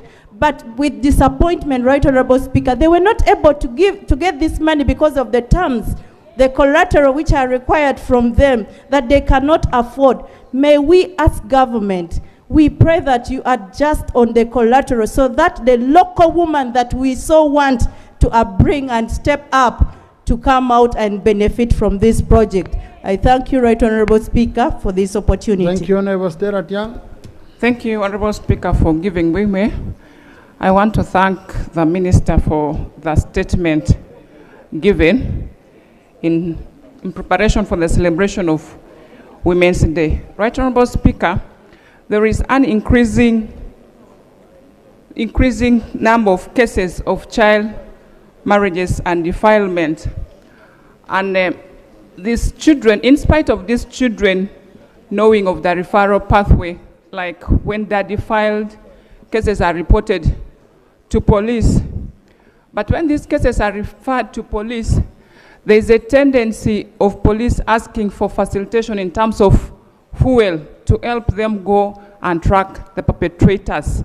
But unfortunately, these are children of incapable Ugandans who are unable to afford these monies. So they end up keeping the girls for a short time, and because they cannot keep them for long, they release them back to the community. and hence these perpetrators again come back and take advantage of the desperacy of these children. I want to urge government to actually facilitate the police to be able to do their work in terms of tracing these perpetrators and bringing them to book so that we are able to curb down this kind of cases of defiling our children. The other one is about GROW. Right Honourable Speaker, when you look at the last financial audit report, the reason as why women did not access GROW funds, even after being directed to go to the respective banks to get these funds, the banks will tell them the money is done. It's just because the Ministry of Finance was not able to release this money in time.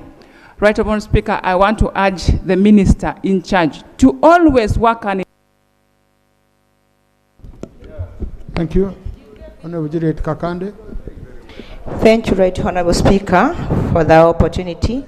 I also thank the Minister for the report.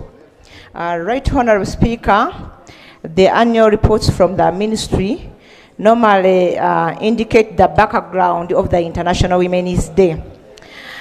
Previously, I've managed to participate in different Women's Day celebrations nationally, but when you happen to go there, normally the speeches, the entertainment, and whatever, the information that is always being given out tends to narrow the day as if it's a day to mobilize women to support the movement NRM.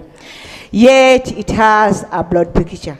So my request is through you, Right Honourable Speaker, to the Minister, that this is the day when we should sensitize women, more especially in the local areas, to change their mindset toward, to be positive towards the reasons as to why this day was being initiated. Another thing, Right Honourable Speaker,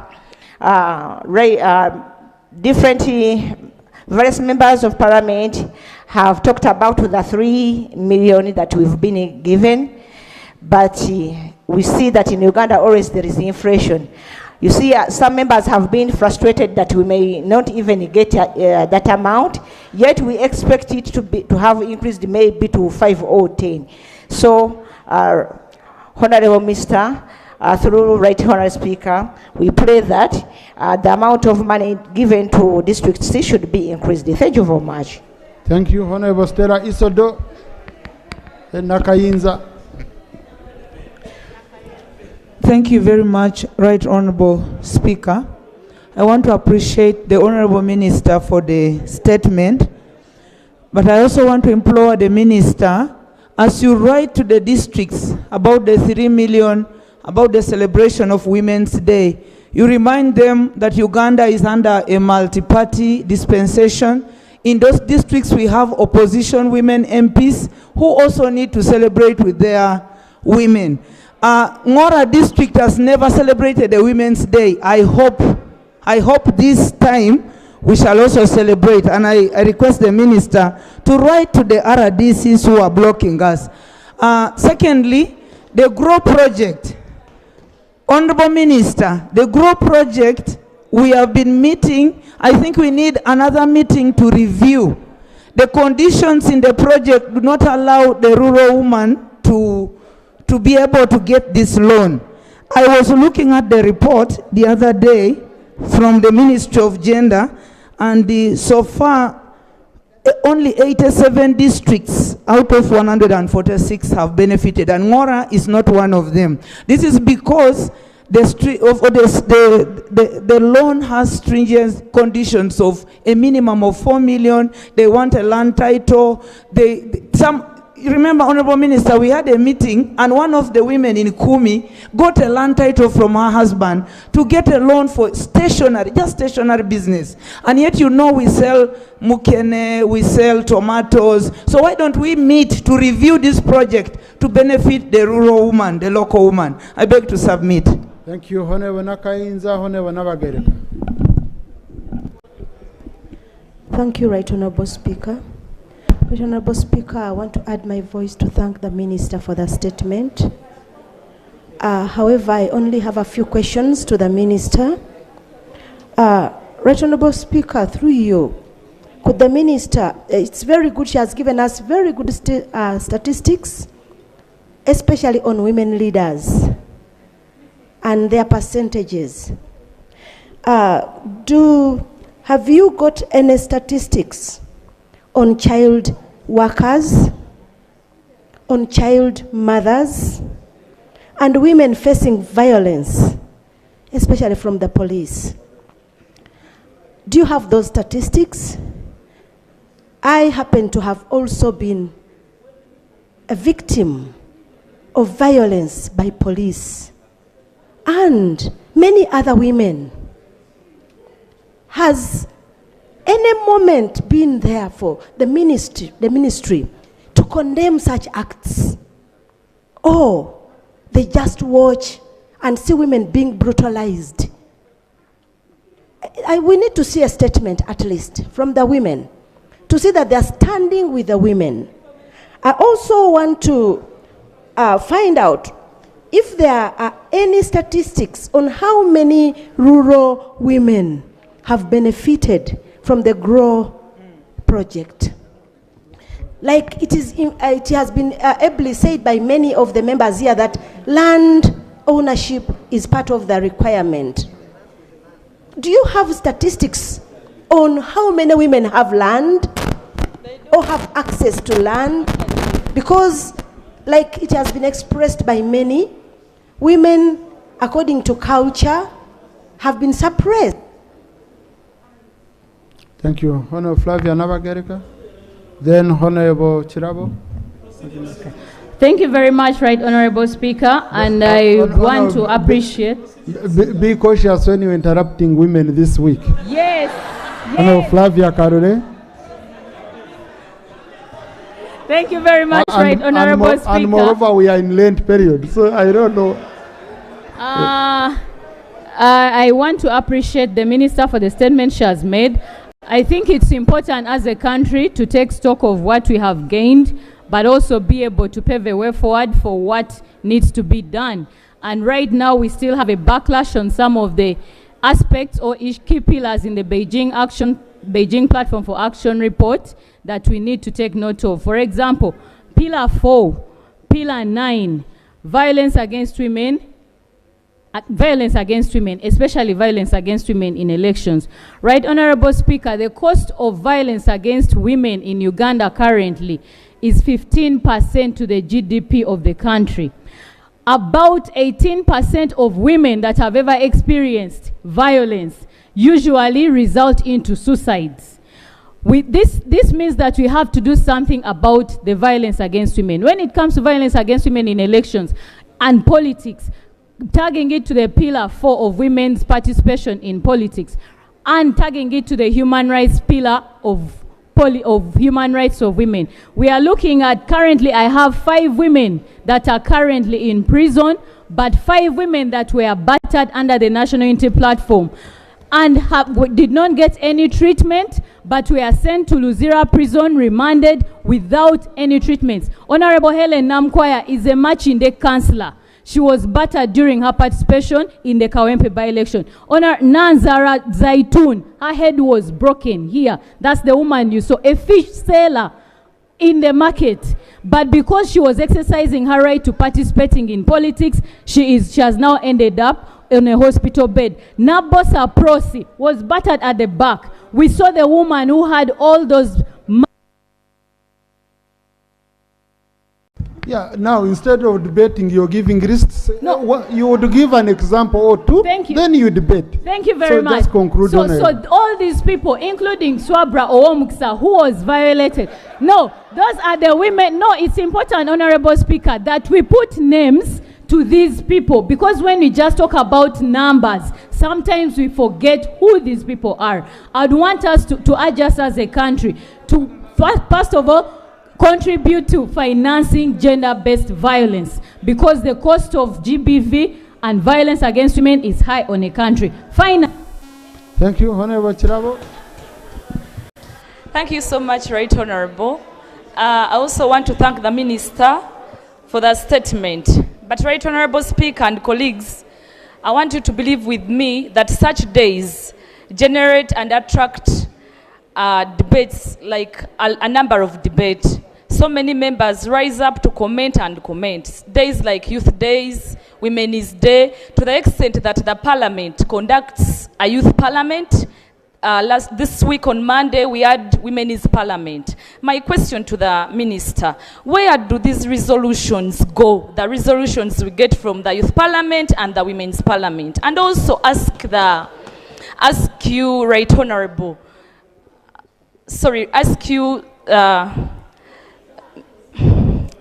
the Speaker, to at least spare a day for us, women and youth members of Parliament, to come and discuss these resolutions so that we pave a way forward for what comes out from those parliaments. Thank you so much. Thank you. Yes. Chiboga.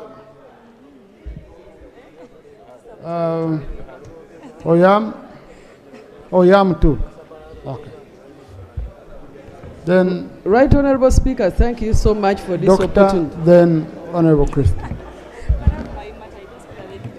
Right Honorable Speaker, thank you for the opportunity. No, Honorable colleagues, number one, any colleague who had already spoken on the previous matter, I'm not giving them an opportunity on this, so that I can give others a chance. And most of them know how I work. They can be different subjects, but for purposes of giving everyone a chance, we do that, okay? And now it's coming 4 p.m., which is PM time, so let's hurry. The Prime Minister takes over our time. Right Honorable Speaker, thank you so much. Right Honorable Speaker, I want to state it that we are celebrating our Women's Day here, some of us, because us, especially women on opposition, are not given right and liberty to celebrate these days back home. So I am happy I am celebrating the Women's Day here, a place where we are equally treated, because when you look at the arrangement of the celebration, really, I don't know how politically it is balanced, how religious it is balanced, and so you find that the day has become one political party women's celebration. I need the minister to come into this and try to ensure that all of us women of the different shades enjoy our day because we are women. Right Honorable Speaker, right now, most of us are asked by our children whether we are terrorists or not. We needed the minister to come out clearly and confirm to the public and the general country and globe that women on opposition are not terrorists, but they are on the opposition and we are in a political party dispensation. Right Honorable Speaker, I was in the hospital on Monday with the WASH Forum in Chiboga, and the medical people told us that the mama kits were out of the medical supplies. Right Honorable Speaker, they are mandatory items that we need as women. I don't know why condoms are everywhere, and items like sanitary pads, items like mama kits, miss in the supplies. We cannot run away. We cannot run away from these reproductive items. Right Honorable Speaker. Colleagues, let's have order. Let's have order. The member knows condoms benefit both sides. Okay, they are multi-purpose. Right Honorable Speaker, I still engaged with the senior women teachers about the provision of pads to our children. And they told us that we only give pads as emergency on the first day. A girl who was given an emergency pad yesterday cannot return for the next day. Yet we are aware there are more than 4 days for the action. So why should pads be emergency given? So Right Honorable Speaker, as women, we are... Thank you. Dr. Apio. Thank you then very Santa, much. Then Dr. Christie. Right Honorable Speaker, I would like to very much thank the Minister for her statement and acknowledge that we have come a long way in terms of policy and legal reforms. The reason I'm here on a directly elected ticket, albeit with a lot of challenges, because the ground is not yet leveled for everyone. And that means that, to me, it doesn't do us any good as a country to start arguing about the affirmative seat, doing away with the affirmative seat that has a number of us in the House and also at the lower levels of local government. But Right Honourable Speaker, today my main concern is the poorly resourced extension service for social protection at the grassroots. And I will draw the example of my district. Honourable Minister, for a district of nearly 600,000 people, which you rightly resourced to have at the sub-county level a community development officer. At least I know that in all of my 9 sub-counties and 7 sub-counties and 2 town councils, I have a community development officer, but none of them has been resourced to reach out to the grassroots. We do not have a single motorcycle, not even at the district level. At the district level, we have, I think, only 1 motorcycle that was given 3 years ago, which is limping at the moment, and no vehicle at all. And so when we talk about accelerating, action for women, for equality, it beats my understanding when we do not have the means, to preach the gospel to the grassroots. But also, thank you. Honourable Santa. Thank you so much, Right Honourable, for giving me this chance. I join my colleagues in thanking the Honourable Minister for coming up with a very detailed statement. Thank you. Mr. Speaker, we have very beautiful laws as a country, but the challenge comes in the implementation. We have parish development model targeting women. We have women's fund. We have GROW. But when you go down deep to the villages, Right Honourable Speaker, the women are crying. The monies are not reaching them. Secondly, Honourable Minister, last time you made us smile so widely. This time, is there the 3 million for the celebration, just like we are seeing in the national function? Because as the women members of Parliament, this burden is resting on our shoulder. 2, Right Honourable Speaker, I want to add my voice on who becomes the guest of honor on the Women's Day celebration. Particularly in my district, I don't have a problem. But I feel so much concern when I see colleagues, women MPs, being beaten on their day when they are supposed to be happy. Honourable Minister, what do you have in place to protect the women members of Parliament to enjoy and become the guests on their day? Then finally, Right Honourable Speaker, I want to talk about a strong action in relation to the theme economic empowerment, accelerating. We have a very serious burden, and more especially the social barrier. Honourable Minister, much as we are talking about very good laws, very good programs, but we have a problem with the social barriers, Mr. Speaker, where the women are normally having a big obstacle in accessing money. When you talk it money in the banks, we have women not owning land. So, right. Thank you, Dr. Christine. Thank you, Right Honourable Speaker, and the Right Honourable Minister for your statement. Right Honourable Speaker, my concern is about the increased numbers of maternal mortalities in Uganda. You find that we are promised that every sub-county must have a health center but in OK 3, although health center 3s were now elevated to health center 4, whereby we are expecting each health center 4 to be having medical.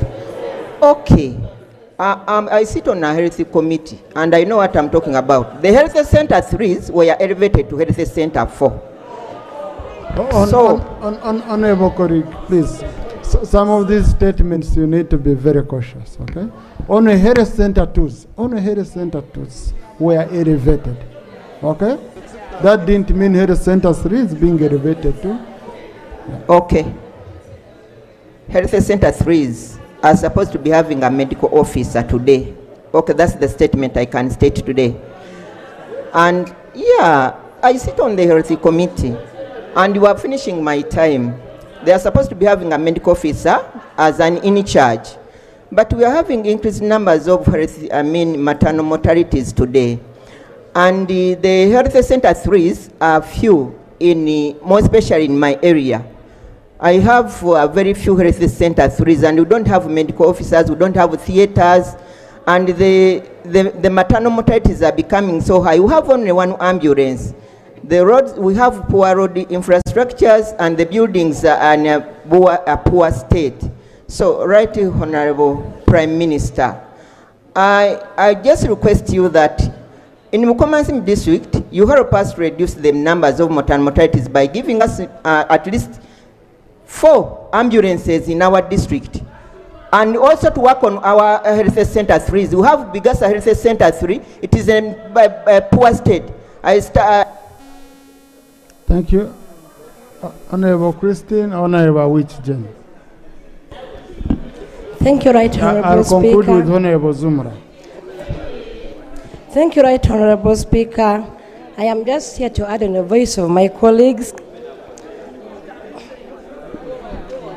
I'm here to add on the voice of my colleagues. I'm also here to urge the government to at least try its level-based to remove any collateral from the women. In my district there, very many women have applied for GROW. But you find that only one woman can qualify for GROW. Majority are very poor, and yet they are the ones who hold most of the family responsibilities. Secondly, I want to pray and I want to ask my friends, colleagues, during our celebration, let's take our time to educate our girls. Very many are still getting pregnant at early ages, and very many are getting married when they're young. I pray that on that day, let's take our time to teach them. Very many look at us like role models. If we talk to them, they can listen to us. I thank you. Thank you, Honorable Christine Nakero. Thank you, the Right Honorable Speaker. I'm going to talk about justice for women. The Honorable Minister, you talked about justice for women, but I'm going to stroke the embarrassment for women. The Right Honorable Speaker, most women are being embarrassed in supermarkets. As if supermarkets in the markets also in public places. If you go to jails, you find when both women and men being taken to jail, as if the women are the only ones stealing in public. It has become a culture. When a woman is caught, they undress the woman. I've seen the woman being undressed, and they're fond of beating the central government of women. I've never seen a man being beaten after stealing. I've never seen a man being undressed in public. Honorable Minister for Gender, what are we doing for our women? Much as we are advocating, we are going to celebrate Women's Day. It is really appalling. Women, once they are caught even being a suspect, someone is a suspect, they undress the women. They are dressed naked. I've seen the women. I'm not going to mention their names. Honorable Minister, please, Right Honorable Speaker, I need protection. Honorable, you are centrally protected. Thank you. The Right Honorable Speaker, women were advocating for economic empowerment, but embarrassment being caused on women, especially the rural women. Once somebody is a suspect, they undress the person, they removed everything, the knickers, and they are beating the central government. And yet, I don't know which law. Why don't we on that day? Thank you. Thank you. No, Honorable, no, Honorable colleagues, once someone is caught in such an act, even the local government shouldn't be beaten. No, you know, no government should be beaten. So Honorable Zumra, and then I'll call Honorable Kisa to represent men. Yeah, Honorable Zumra. Thank you so much, Right Honorable Speaker. Right Honorable Speaker, allow me join the rest of my colleagues to thank the Honorable Minister for Gender for the beautiful and nice report that she has tabled today in commemorating the Women's Day in this country. Right Honorable Speaker, allow me encourage the men in this house to also go out there and encourage the men in the villages to start taking their responsibilities as being the man in the house. Most of the women in this county are dying quietly. Men have left responsibilities that they're supposed to take in the hands of women. Women are taking responsibilities of men. Men have become donors of children to women. When the child comes out, the responsibility is being left to the woman. So I am encouraging you, the men in this house, go out there and teach your men out there to be in position to take their responsibilities. One, of paying school fees. Two, we need a roof on a woman and the children. Three, we need home for these women and the children. Four, you need to dress up your women so that they will also look nice, like the young girls that you are admiring outside there. Stop going for those women out. Please try. Thank you. Try to empower your woman in your house so that she can remain admirable to you as your wife and a woman in your house and as the mother of your children. I thank you so much, Right Honorable Speaker, and my beautiful minister. Thank you. Thank you. Honorable Sir, come and speak for men. We are on the spot.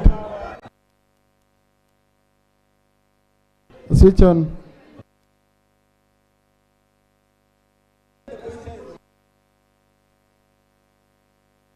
Well, thank you so much, Right Honourable Speaker, and particularly for giving me the opportunity.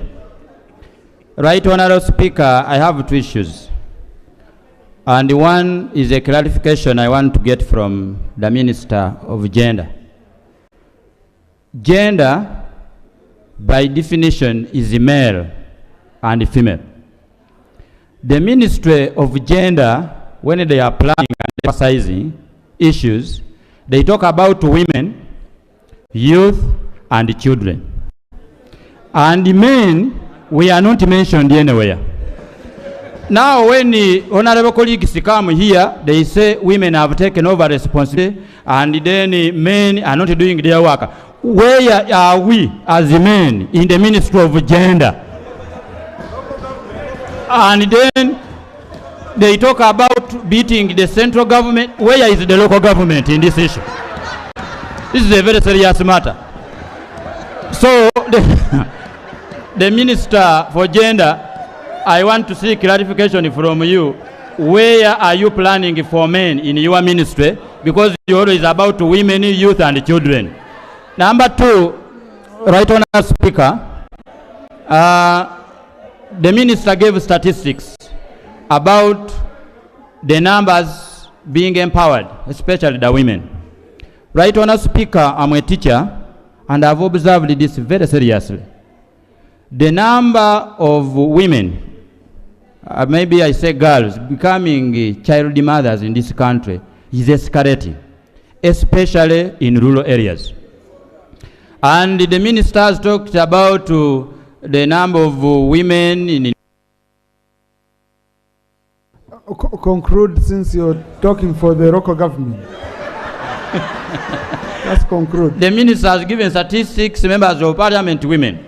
Now, in rural areas, there are many children, child mothers, who are not going back to school, right from COVID time. I wanted to get clarification from the Minister of Gender. Which program do you have to empower child mothers, who are many in the rural areas and even in towns? Which program? Number two, can you give us the statistics about the child mothers who have dropped out of school because of teenage pregnancy from that time of COVID up to now, and how best are you also empowering them? Thank you so much, Right Honourable Speaker. Thank you, Honourable Minister. And you don't need to go to each and every question. We are late for Prime Minister's time, so let's use around 3 minutes. Thank you, Right Honourable and Honourable Members. I want to... Just start with the issue of the local government, and then the rest will... Where are men in your planning? Right Honourable Speaker, I want to note and thank all the members because most of the issues are input into the papers. There are proposals that we will take on, and I pledge that we will take on most of the issues raised. I wanted to start with the GROW, but since you said I start with local government, let me state that the ministry plans for everybody. Gender is women, men, girls, and boys. It is how we should plan and ensure that those who are vulnerable of the women and men, girls and boys, are pulled to reach to the level of the other gender. So when you hear we are talking so much about women and girls, it means in our data, the male gender is proportionately better than the female gender. So all the, yes, so all the program is first to lift those that are not, those who are disempowered should first come to your level, and then we now plan when we are together. And my data alone, we are only 34%. So if I come here as a minister for gender and I say I want affirmative action, I cannot say I want affirmative action for male who are 76% in this house. I have to plan for the 34 to move to 50%, and then I say, okay, let's now plan for both gender. So that is why the local governments are still supposed to be planned for and localized, while the central government is pulled up. And once we are together, then we can now see how to centralize both local government and central government.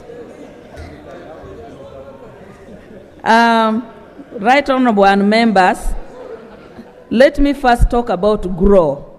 It is true that GROW was designed to pull women who already have businesses, small and medium businesses. That's why the amount of money to be borrowed starts from 4 million. Now, most of you, the women who are contacting you, are women who would literally want even to be lent 200, 500, 1 million.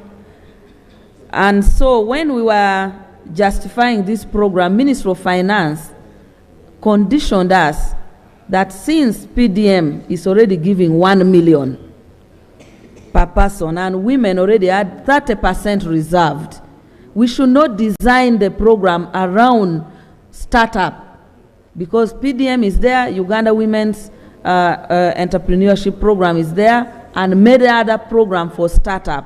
So that's why we design it as a successor program for growing businesses. However, we have realized that because the program is so popular, many women who are even wanting startup want this money. We have discussed in cabinet and discussed with the bank, and they have indicated that under the bank, the World Bank system, we cannot review now. We can only review during mid-term. So we are designing a proposal and justification for, let me finish GROW, then I get the clarification. Honourable Minister, you don't have that luxury of clarification? So, we are concluding. So during mid-term review, we can look at some of the proposal you're bringing. On collateral, we have also realized that many women do not have collateral, and so we are going to bring on board cooperatives and microfinance institutions, because they have convinced us that they have already been lending without stringent collateral. We know by April we will have the list of SACCO, and we have already profiled areas that are not getting much of the money. And maybe just for clarity and data and statistics, Right Honorable, unless maybe you ask me to bring data later, but when we realized that most of the money had been absorbed within Kampala, Greater Kampala and Central, we went to Cabinet and requested that we redesign the program to allocate the money according to the sub-region. And so now we have allocation for the 19 sub-region, and I have the listing of how each of the sub-region is going to get the money, and the allocation that will come in April will be based on the 19 sub-region. And already I have the details of how much each sub-region has been allocated. Yeah, thank you, the Right Honourable Speaker. Honourable Amos, please kindly take your seat. I think it will be difficult now for us to go up to district level, but when we have a sub-region, for example, if I'm to, so far we have lent out 50.2 billion. But out of the 50.2 billion... Honourable Minister, can I request that next week you bring a comprehensive statement on growth? Thank you. So that we can discuss it. Okay? Okay. Let me go to the 3 million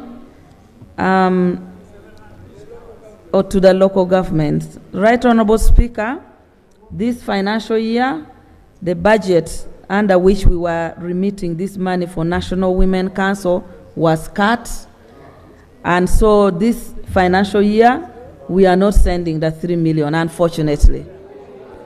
However, it has been restored in the financial year 25-26.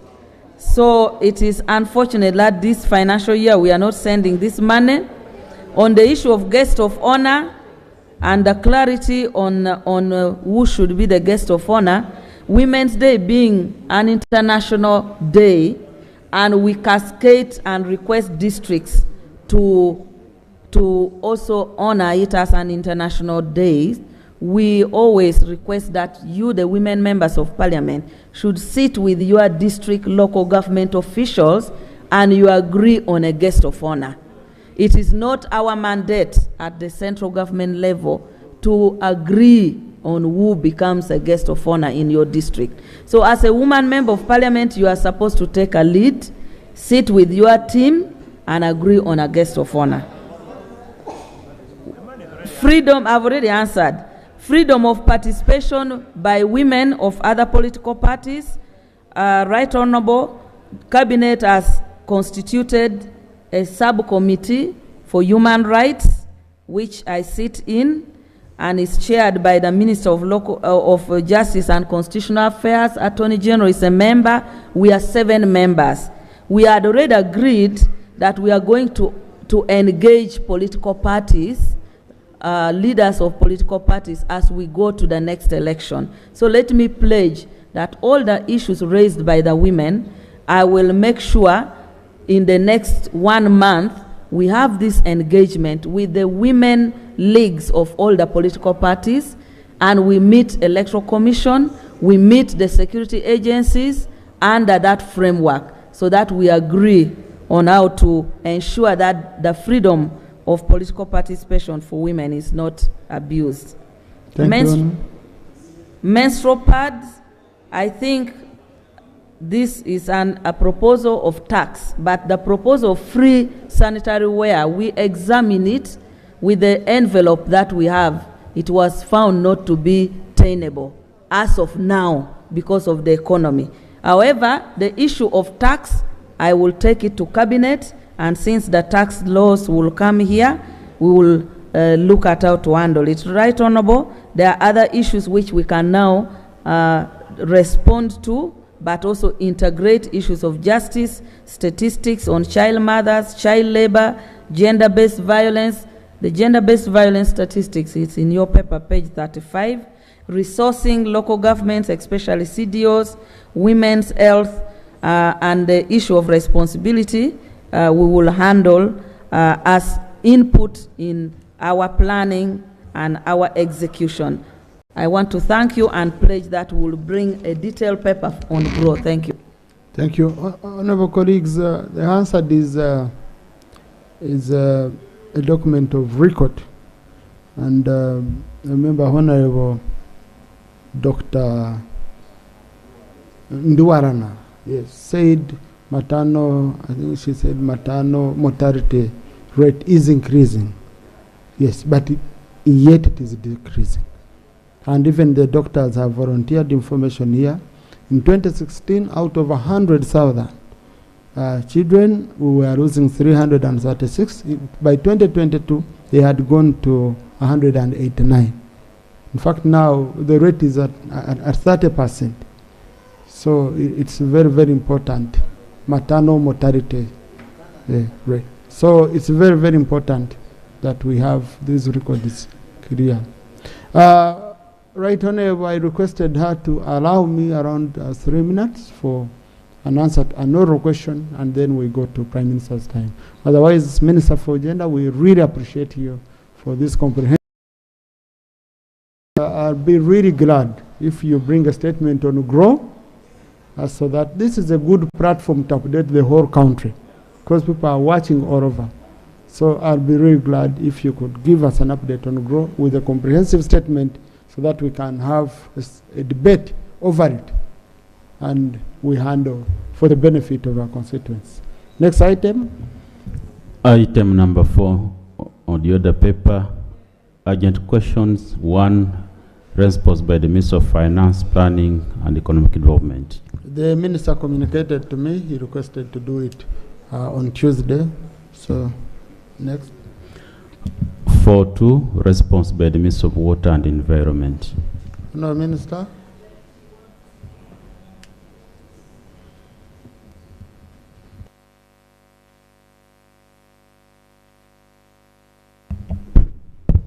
Thank you, Right Honourable Speaker, for the opportunity.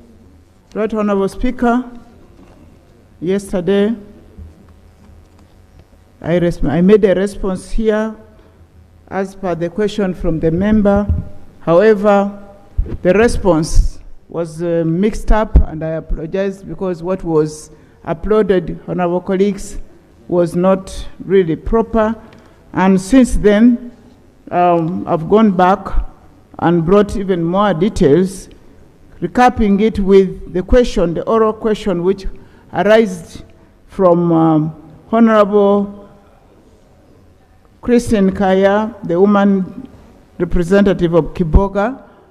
I've recapped it with yesterday because her question was what we have done to give an update for the farmers to act rationally. Right Honorable Speaker, I have a detailed report, one to replace the one which was yesterday actually, but with more details of the forecast, the weather forecast effective from March, April, and May. And I have the attention, as you guided, Right Honourable Speaker, for members to go into the details of this report, more so beginning from page 10, which identifies the implication for the forecast to different sectors, as requested by Honorable Christine Kaya. We have responded to different sectors: the fisheries, the farmers, the beekeepers, the livestock farmers, crop. We have also advised the water, the energy, hydropower generation, the impact to the Ministry of Health. And this you guided, right Honourable Speaker, that the response, we give the information, but the implementation is from different sectors. And indeed, we have comprehensively given the impact of this forecast to the different sectors of government and to our farmers. We think that as we prepare to receive the rains mid-March, our farmers will be accordingly advised, and other sectors. I beg to submit as you guided, Right Honourable Speaker. Thank you, thank you. Next item. Item 5, laying of papers, report of the delegation to the 29th Conference of Parties, COP29. Neighbor, Christine. Right Honourable Speaker, thank you for the opportunity. I beg to share a statement concerning the recently concluded Conference of Parties 29 of the United Nations Framework Convention on Climate Change that was held in Azerbaijan, Baku on 4th November, 22nd, on 4th November to 22nd November. Right Honourable Speaker, I will briefly, in something like 5 minutes, be through with the summary of this report. But I would like to report that Uganda is part of the 197 countries that subscribe to the United Nations Framework Convention on Climate Change. And Right Honourable Speaker, Parliament had representation there, and I was one of them. And main objectives as to why we participated. One was to advocate for increased climate change finances. And the second, we wanted to strengthen our position in the global climate negotiations. And we wanted also to showcase Uganda's efforts in climate change management. And members of Parliament, we also wanted to build our capacities in climate policy and lawmaking. And we also wanted to seek networking options, especially internationally, in order to mobilize resources. Right Honourable Speaker, a number of issues were discussed. But, Honourable Speaker, issues on adaptation, loss and damage, we had to also concentrate on the mitigation options. Right Honourable Speaker, as Uganda, we have prioritized the adaptation options, but globally we also need to think of how to reduce emissions. We also had discussions on climate finance and also discussions on technology, development and transfer, capacity building. As we celebrate this year's Women's Day, we want also to stress that gender and climate change is one of the negotiation options under this arrangement. And Right Honourable Speaker, most important is the Gender Action Plan that was developed. And every country was supposed to domesticate and implement some of these provisions. Only that there were no implementation finances to enable this plan to go through, and it has been referred. But we also discussed issues to do with agriculture, and a number of initiatives have been put in place.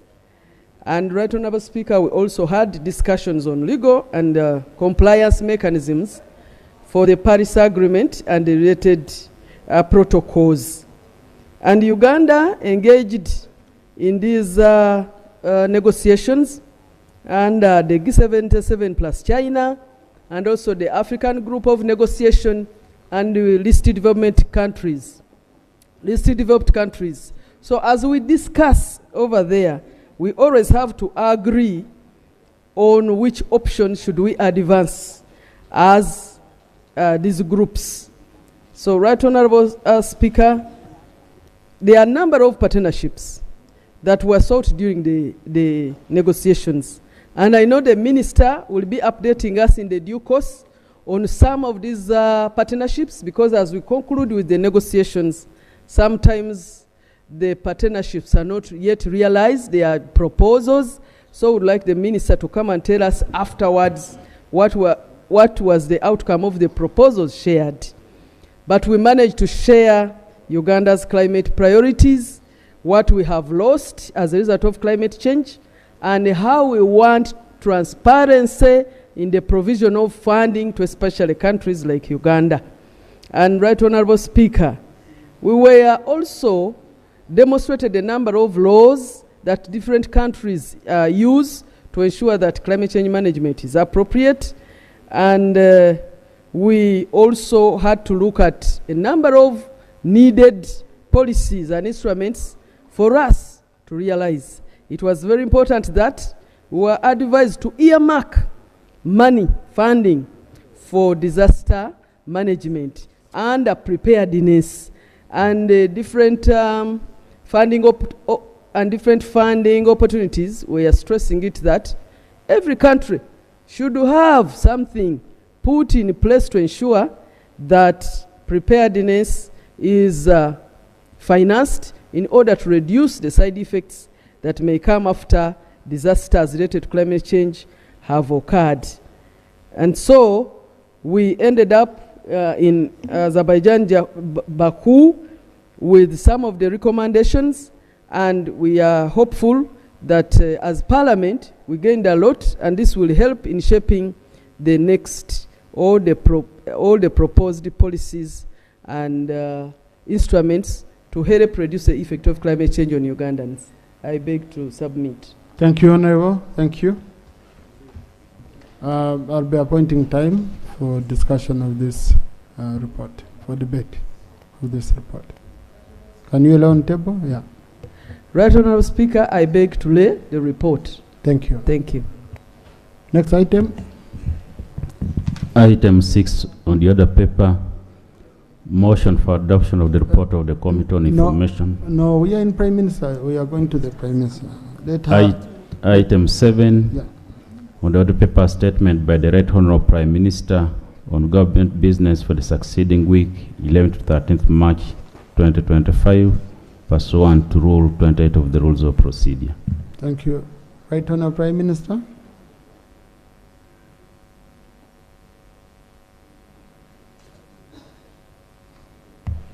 Right Honorable Speaker and Honorable Members, I move under Rule 28 of our Rules of Procedure to present